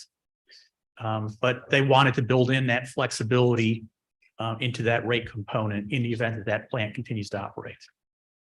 And some of the property we're working with subdividing to keep it, other property will go down, but the initial discussion was zero. It's like, it's our asset. It's not, we can do it what we want to. So I think to get to where we are, is a good step. So we just gotta keep. Mr. Aikman, is are all the individual assets going to be valued like he had talked about? I'm thinking particularly about the value of our NPDES permit, because for many, many years, we were told that it was an impossible thing to do to value that permit. How will that permit be valued in this negotiation? Yeah, there's no cost on that. Yeah. Okay. Yeah, it's just part of the assets that are being transferred. Okay. I mean, we're not putting a value on all of the easements or other properties. The one that was singled out for treatment, how you deal with the proceeds if it's sold, was the water treatment plant property. And that's where that 75-25 came from. We're also not valuing the liabilities either. So just avoiding those, or not avoiding those, but they're agreeing to take it as it is, essentially. Yeah, there's a point when you go too far down a road, you get to a spot where you hurt yourself. So we just want to make sure the negotiations are fair. It is a work in progress, and if you have comments or questions between now and whenever, then let us know.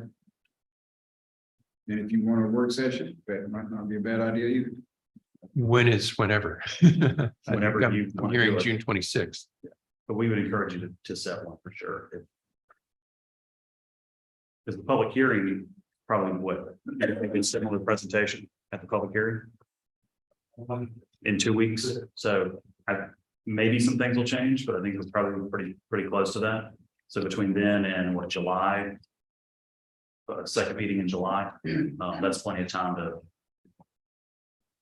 sit down and have a work session. So, I mean, maybe earlier for input, or maybe like third week of July for more.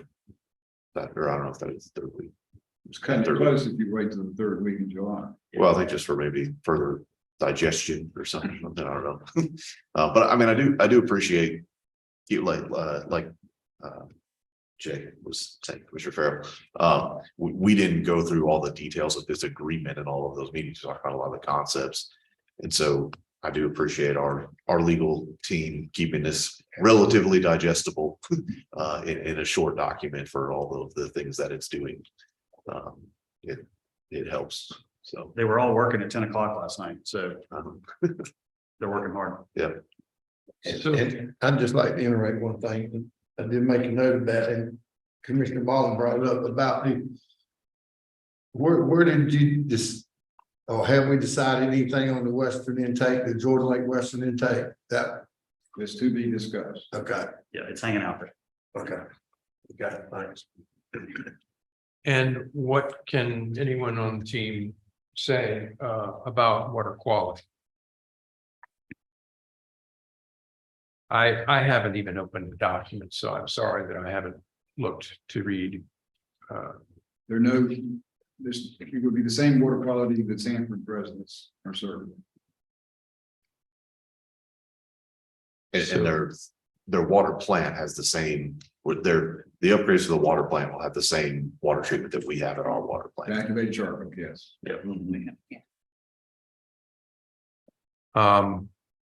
And what do we know about the intermittent pollutants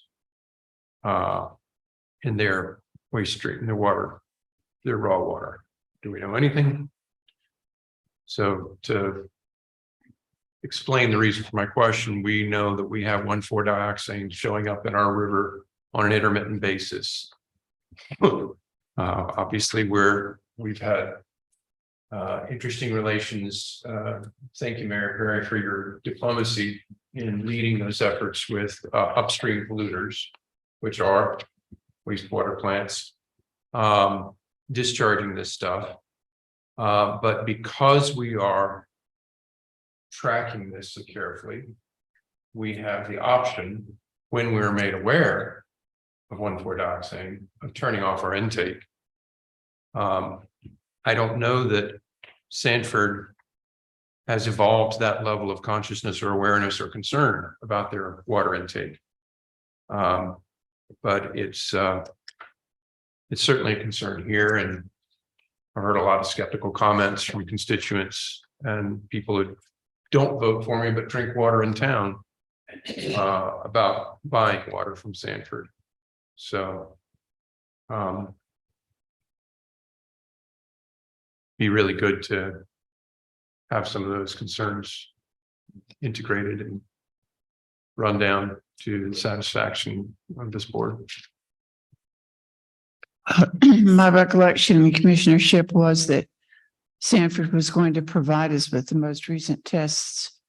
And I did not remember seeing those, Yeah, but I think they did promise that at least was- once. that was sometime, that was when I was still going to those meetings. And that was at least 6 months, 9 months ago. I know Chris Kennedy promised them, so. I thought we did receive this. And I'm pretty sure we did receive earlier in this discussion, maybe January timeframe. I remember Sanford Water Plan provided their routine test results to Corey at our water plant. What I recall, the comparison was unimpressive as far as finding values that spike. That only included regular testing and not testing for emerging chemicals or or ones that were not required to be tested under state law? Okay, so we really don't. Did have PFAS on it. Did it have PFAS? So another tranche test they have for the design of their water treatment plant expansion. They have another tranche test. I don't remember clearly if we received those because at the time they were somewhat. They were not totally public because it was still in the design process. I do remember we made an inquiry about this. Yes, I'm afraid I'm curious. I'm remembering now that we made a request that they, the report that they gave to us had nothing on the lifespan and the duration of the gap between recharges. And asked for that. Yeah, so move something back. Thank you. I did have one more question. So in reference to the Sanford plant, some of their expansion was going to put the GAC system in place. Is that correct? Correct. The water treatment plant Yes. expansion will have the same Okay. system we do.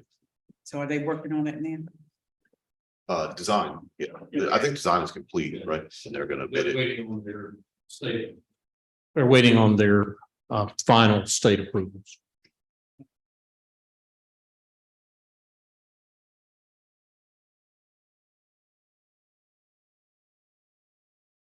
Anything further? As far as questions, comments? I'd just like to thank you, staff and Bob and Charles and your crew for all this hard work, because it's still a lot more to do. Thank you. I do have one question. Are we planning to do a workshop? I would like to see a workshop. I agree. When I feel fresh and I'm able to have read the document. I would like that. We'll shoot out something this week. And just get a par vote when we can do it. Yeah. Sound good? Remembering that we only have one July meeting. It's because of the holiday, so it's not as easy to add the second one back in, but we can find a time. Okay, then we're ready for a motion to set the public hearing for June 26th. Is there such a motion? So moved. Moved by Commissioner Shipp, Second. seconded by Commissioner Farrell. Those in favor, please indicate by saying aye. Aye. Those opposed, motion carries unanimously. Thank you. All right. We're going now to new business. Thank you. And we have Teresa Thompson readying herself to the new business that is before us.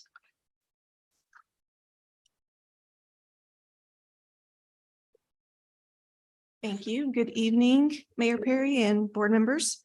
The Pittsboro Business Association is hosting the Summer Fest in downtown Pittsboro on Sunday, July 2nd. Town staff and town resources are used in the administration of this event, including the venue. Town staff being mainly police and public works. Staff anticipates that with employee and resource expenses projected, the cost to the town to support the event will run between $3,000 and $5,000. We also have Summerfest PBA, Pittsboro Business Association representatives on the Zoom call if you have any questions for them. Thank you, and let me know if you have any questions for me as well. All right. Let's take the first motion first. Is there a motion to vote to sponsor Summerfest of 2023? Just to clarify, the request is just for town services for police and trash. Correct? Yes, sir. And who does the balance of it, PBA? The remainder of the budget, yes, ma'am. Okay. All right. Is there a motion to sponsor Summerfest 2023? I'll make a motion to approve up to $5,000. Town fund.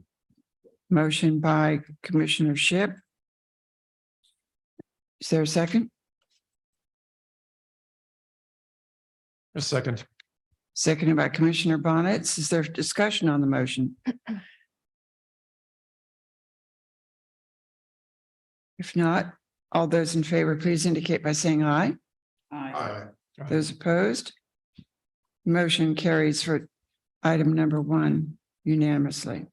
Next then is the request for the road closure, the public sale and consumption of alcohol for that event. So the ordinance establishing special event premises and area for alcohol sales that was in your package, the maps accompanying them. Is that ordinance need to be discussed, or is there a motion to approve the ordinance?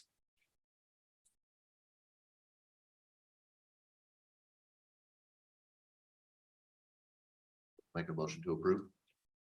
Motion by Commissioner Shipp, Okay. I think I'm looking at the area and it looks like that's a large area. It's mainly the town of Pittsboro's property, the parking lot across from Postal Fish Company. That's the majority of the property. but not including the law office. Well, for the sale and consumption of alcohol, yes. Yeah. ma'am. So it's mostly that what across from Postal Fish. Yes, ma'am. What supposed to be the site for the new town hall. Correct. Mostly. And that's it. And the adjacent roadways, Hank Street, Salisbury and Cradle. So that would allow access to city tap. Yes, ma'am. Okay. Will there be other alcohol related sales within the area of the town hall site? There will be alcohol vendors. Yes, ma'am. Along the roadway or in the parking lot? The application that was included in the last agenda does have a map. Yes. Not on me, no, sir. It's in the packet. Okay, yeah, it's in Digital. Yeah, we can. Right. Yeah.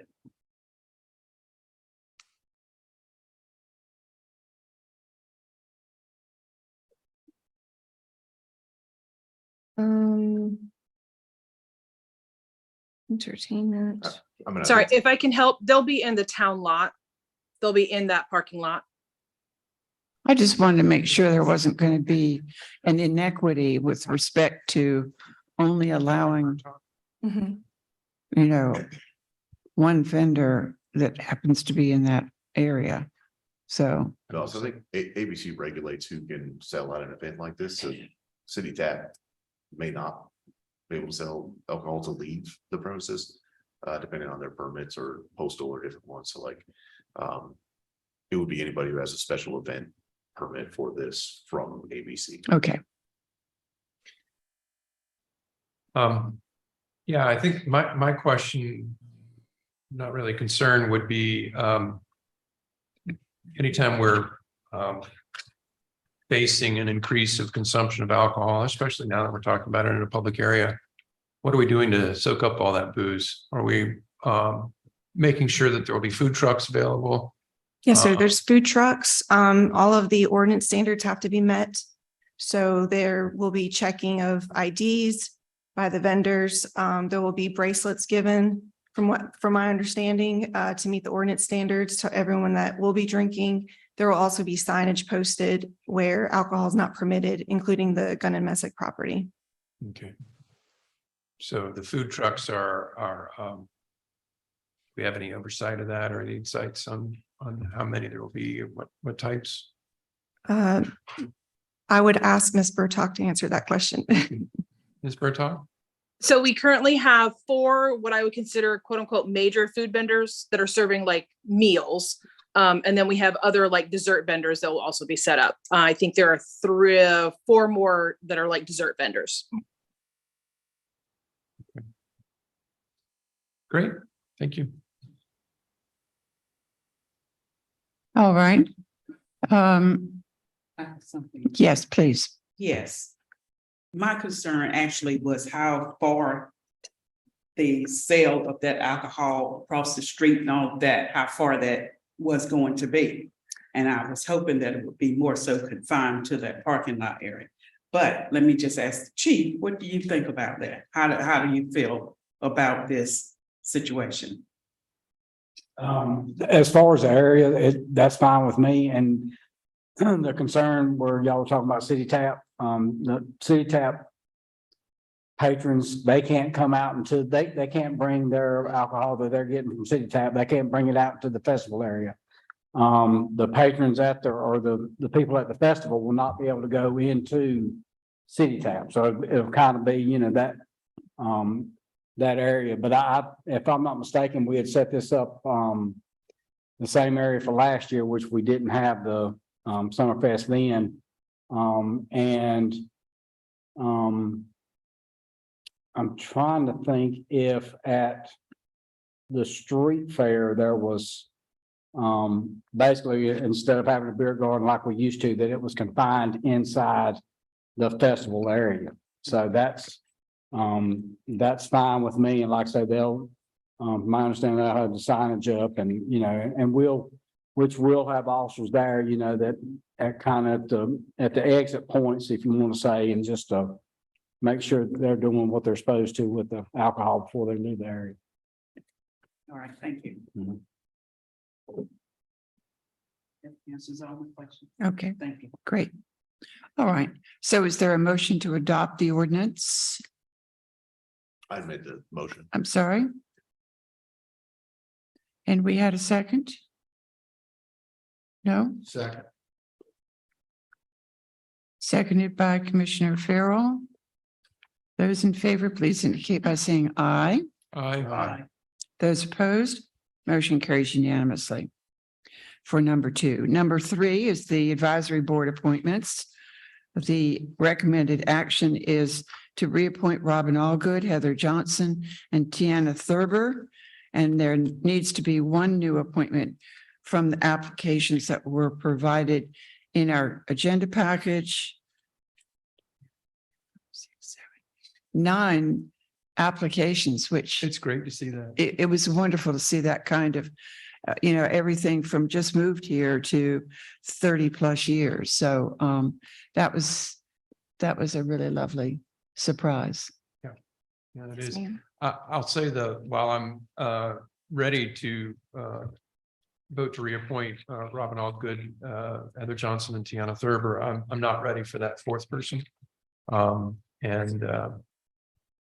I have some thoughts on it, and I'm happy to have the conversation, but I'm wondering if other commissioners might be interested in giving ourselves a bit more time to look over those 9. That's okay. I mean, I guess we have till next, because the terms are through the 30th, Yes, sir. right, June 30th. And is there any recommendations or guidance from the Downtown Advisory Board? Yes, the advisory board met on last Wednesday after the packets were already finalized and delivered. So their recommendation was to narrow the list to 3 candidates, just to kind of give a little more smaller scope for you to consider. So the first one being Shannon Plummer, second being Beth Davis, third being Leslie Walden.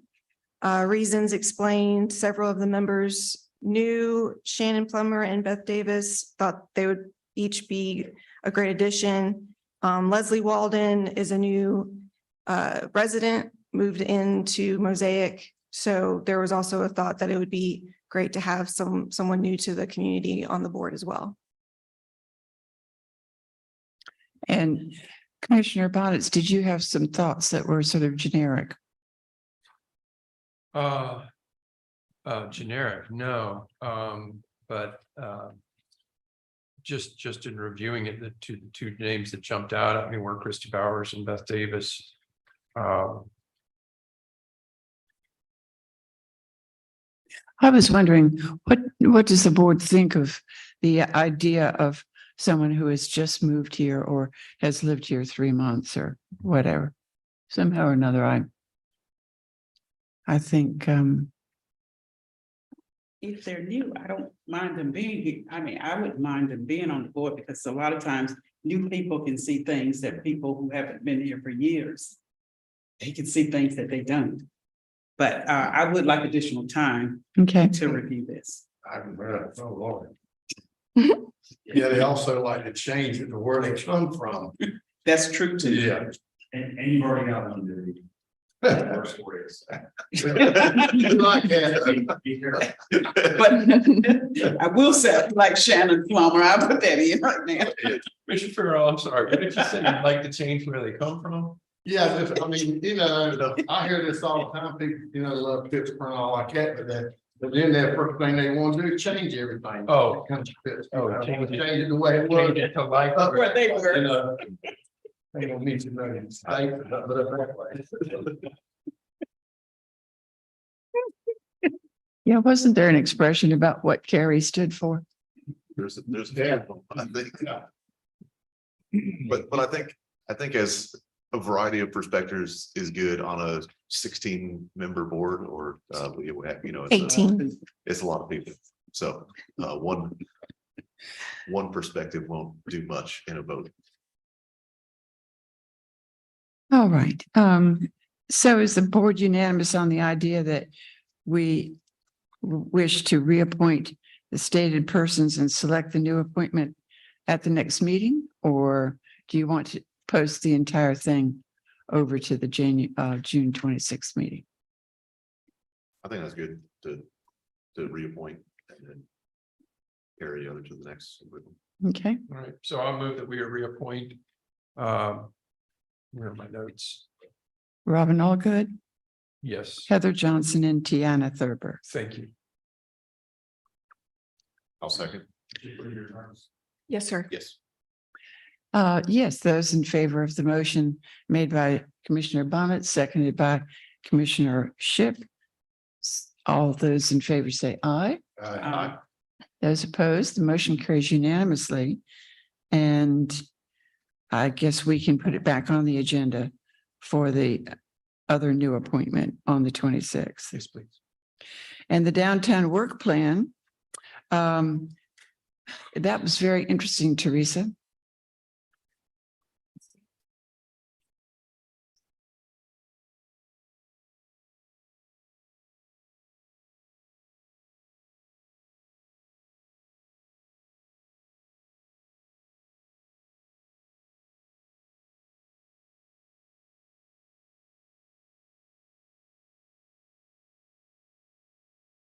So tonight I will present the downtown work plan for fiscal year 2024.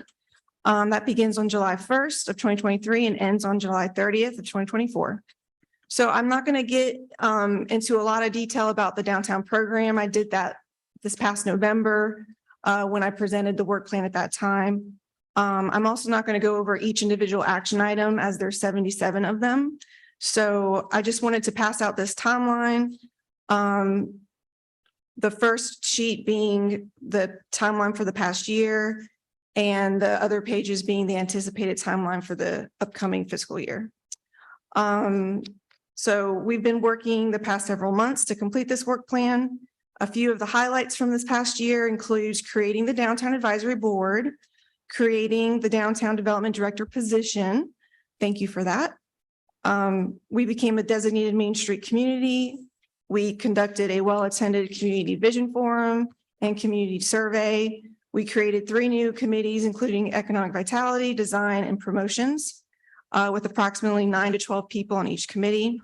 We also created a holidays committee, which helped bring different ideas to the table and different organizations working together. We drafted our first work plan in about 3 months, which was approved on November 28th of 2022. We completed a lot of housekeeping items the past few months. We created the first annual budget, a market study, sell sheet, a downtown property inventory and contact list, and a downtown maintenance list. We also hosted the town's first Sip and Stroll event, which was very well attended, and we heard from many businesses that they had increased sales that day as well. The Downtown Advisory Board also created a vision statement based on public input. And within that vision statement, there were 3 economic development strategies identified.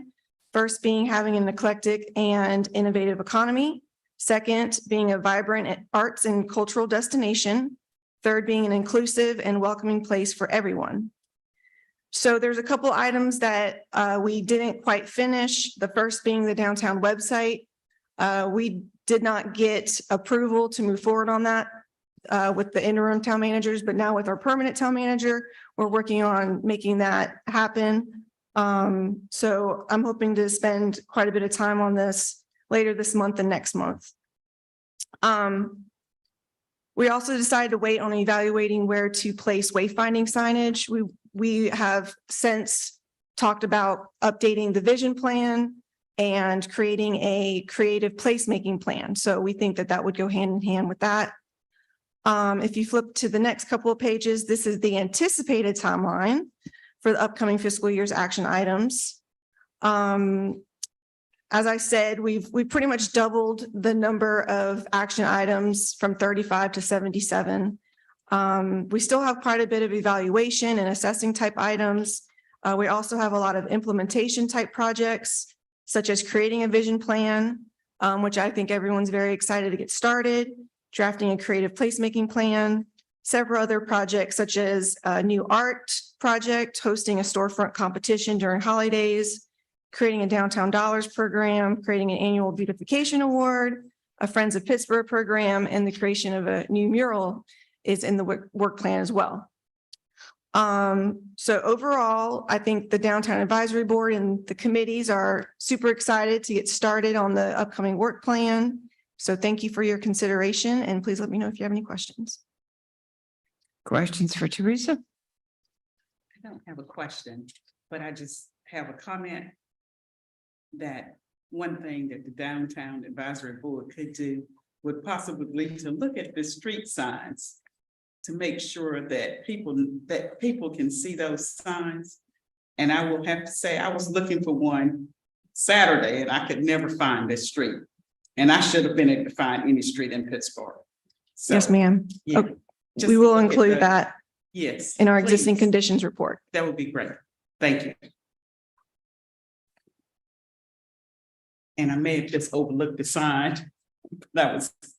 What's the trick for you? I'm not going to tell you.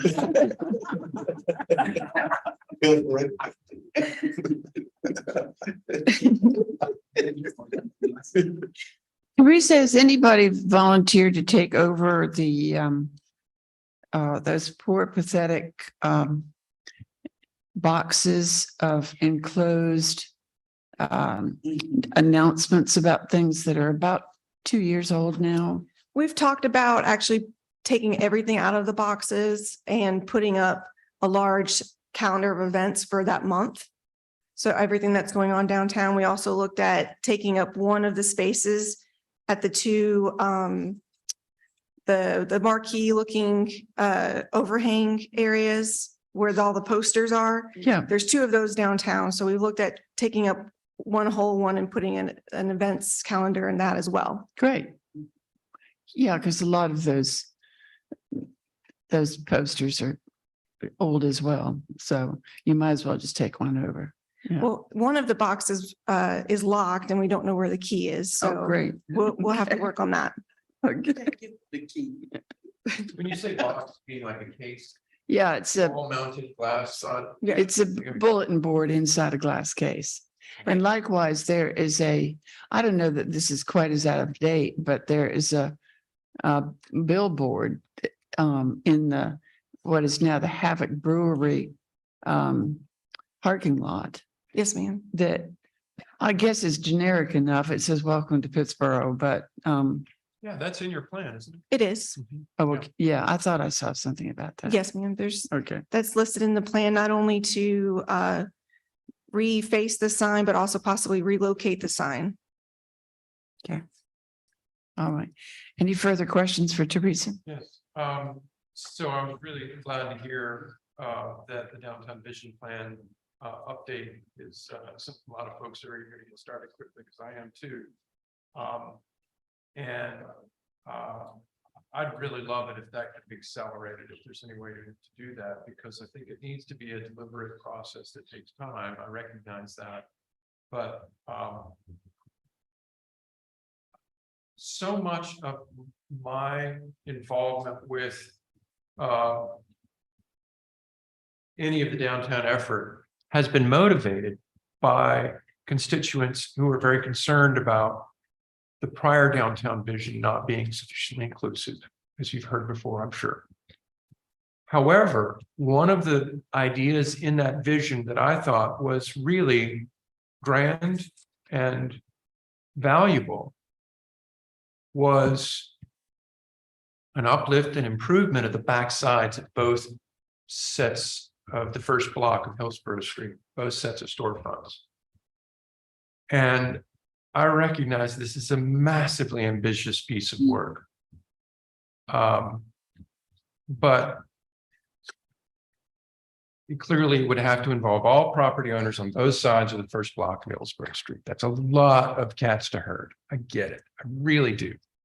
But I feel that that is so, so important that we get stakeholders together, figure out what the vision should be, what kind of improvements we need to pursue, what's going to be publicly funded, what's going to be privately funded, and work on those public-private partnerships as rapidly as we can, because Chatham Park is building their village centers. They're building these fancy, shiny new places that don't have dusty gravel pathways and tripping hazards and dumpsters that are right out in the open and smells and floods during rainstorms. And so I know that downtown vision plan, the first iteration, just didn't get much traction, but that's the one piece that I'd really, really love to see this board push forward.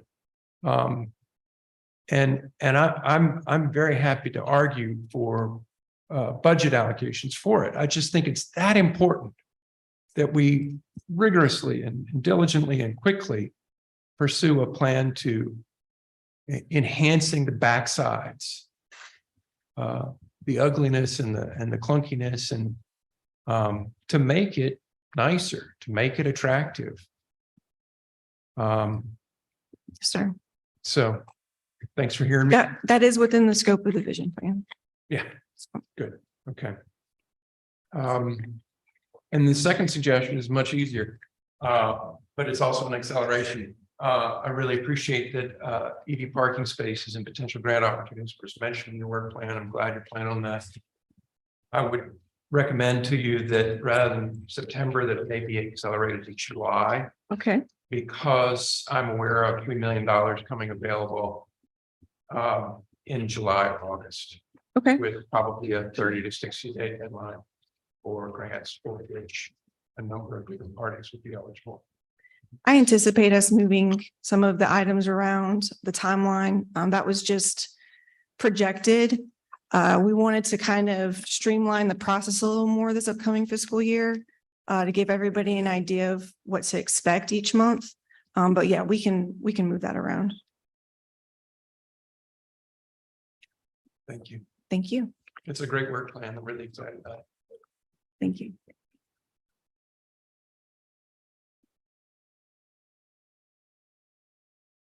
Other questions for Teresa?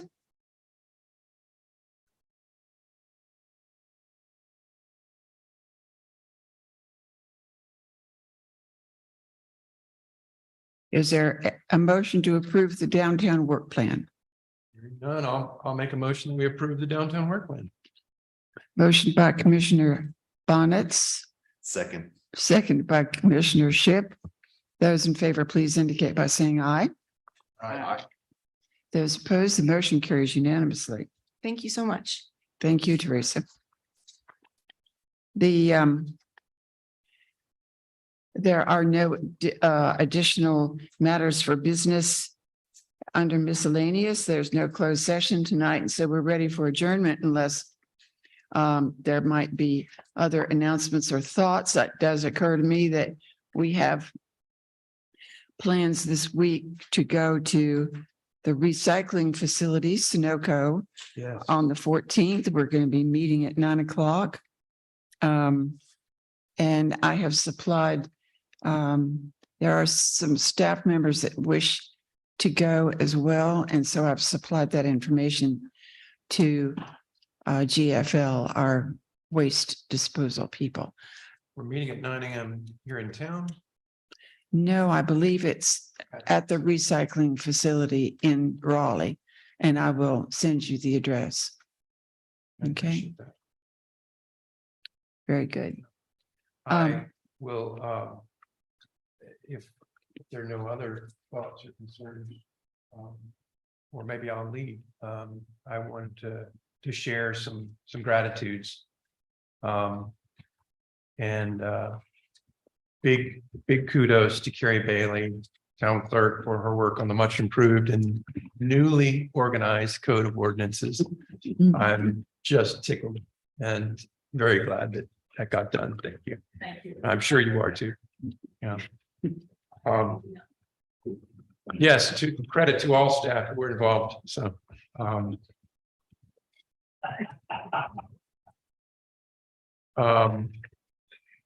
I also want to express profound gratitude to you, Colby Sawyer, for your proactive work in emergency preparedness for the very large event that happened at Lorex Lane on Sunday. Well done. And I'm very grateful. And I realized after I said those positive things at the beginning of the meeting that I didn't really contextualize this. The reason that I'm so proud that Pittsboro did good with our first Pride event, capital Pride event, is that I have family members and friends and neighbors who are lesbians, gay, and queer. And this is important. This is important stuff, that we love one another and accept one another's differences. It's uncomfortable to talk about. I was a little bit uncomfortable because it was my first Pride event, but I was so glad that I went. So thank you for hearing me.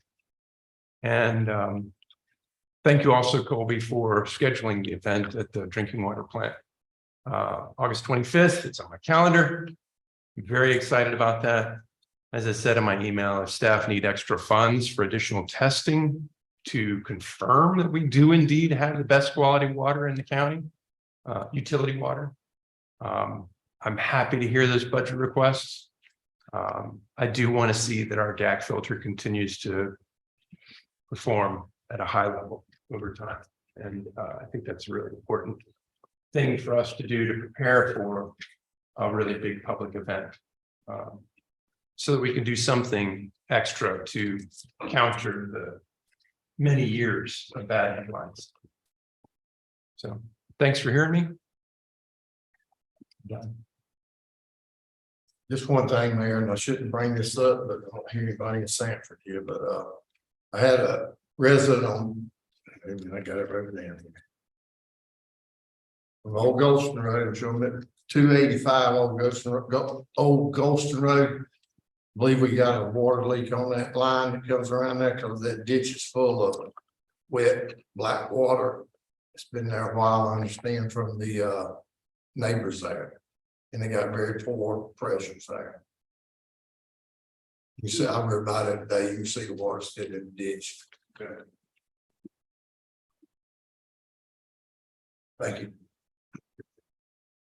All right. Scrolling down, and actually I realized I have one more thing. This is not such a positive thing, but I'd like to urge my fellow commissioners to tune in to the conversation about the proposed revisions to the small area plan. It's very important that the changes that we create bring about an overall improvement to the plan, not merely what's convenient for Chatham Park. And what I'm hearing so far is concerning.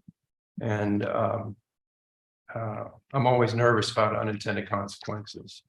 And, you know, as I think back on one particular action that we did with the Grantham tract a month or so ago, I mean, how many of us knew, realize that we were endorsing the creation of a 600 unit neighborhood of rentals?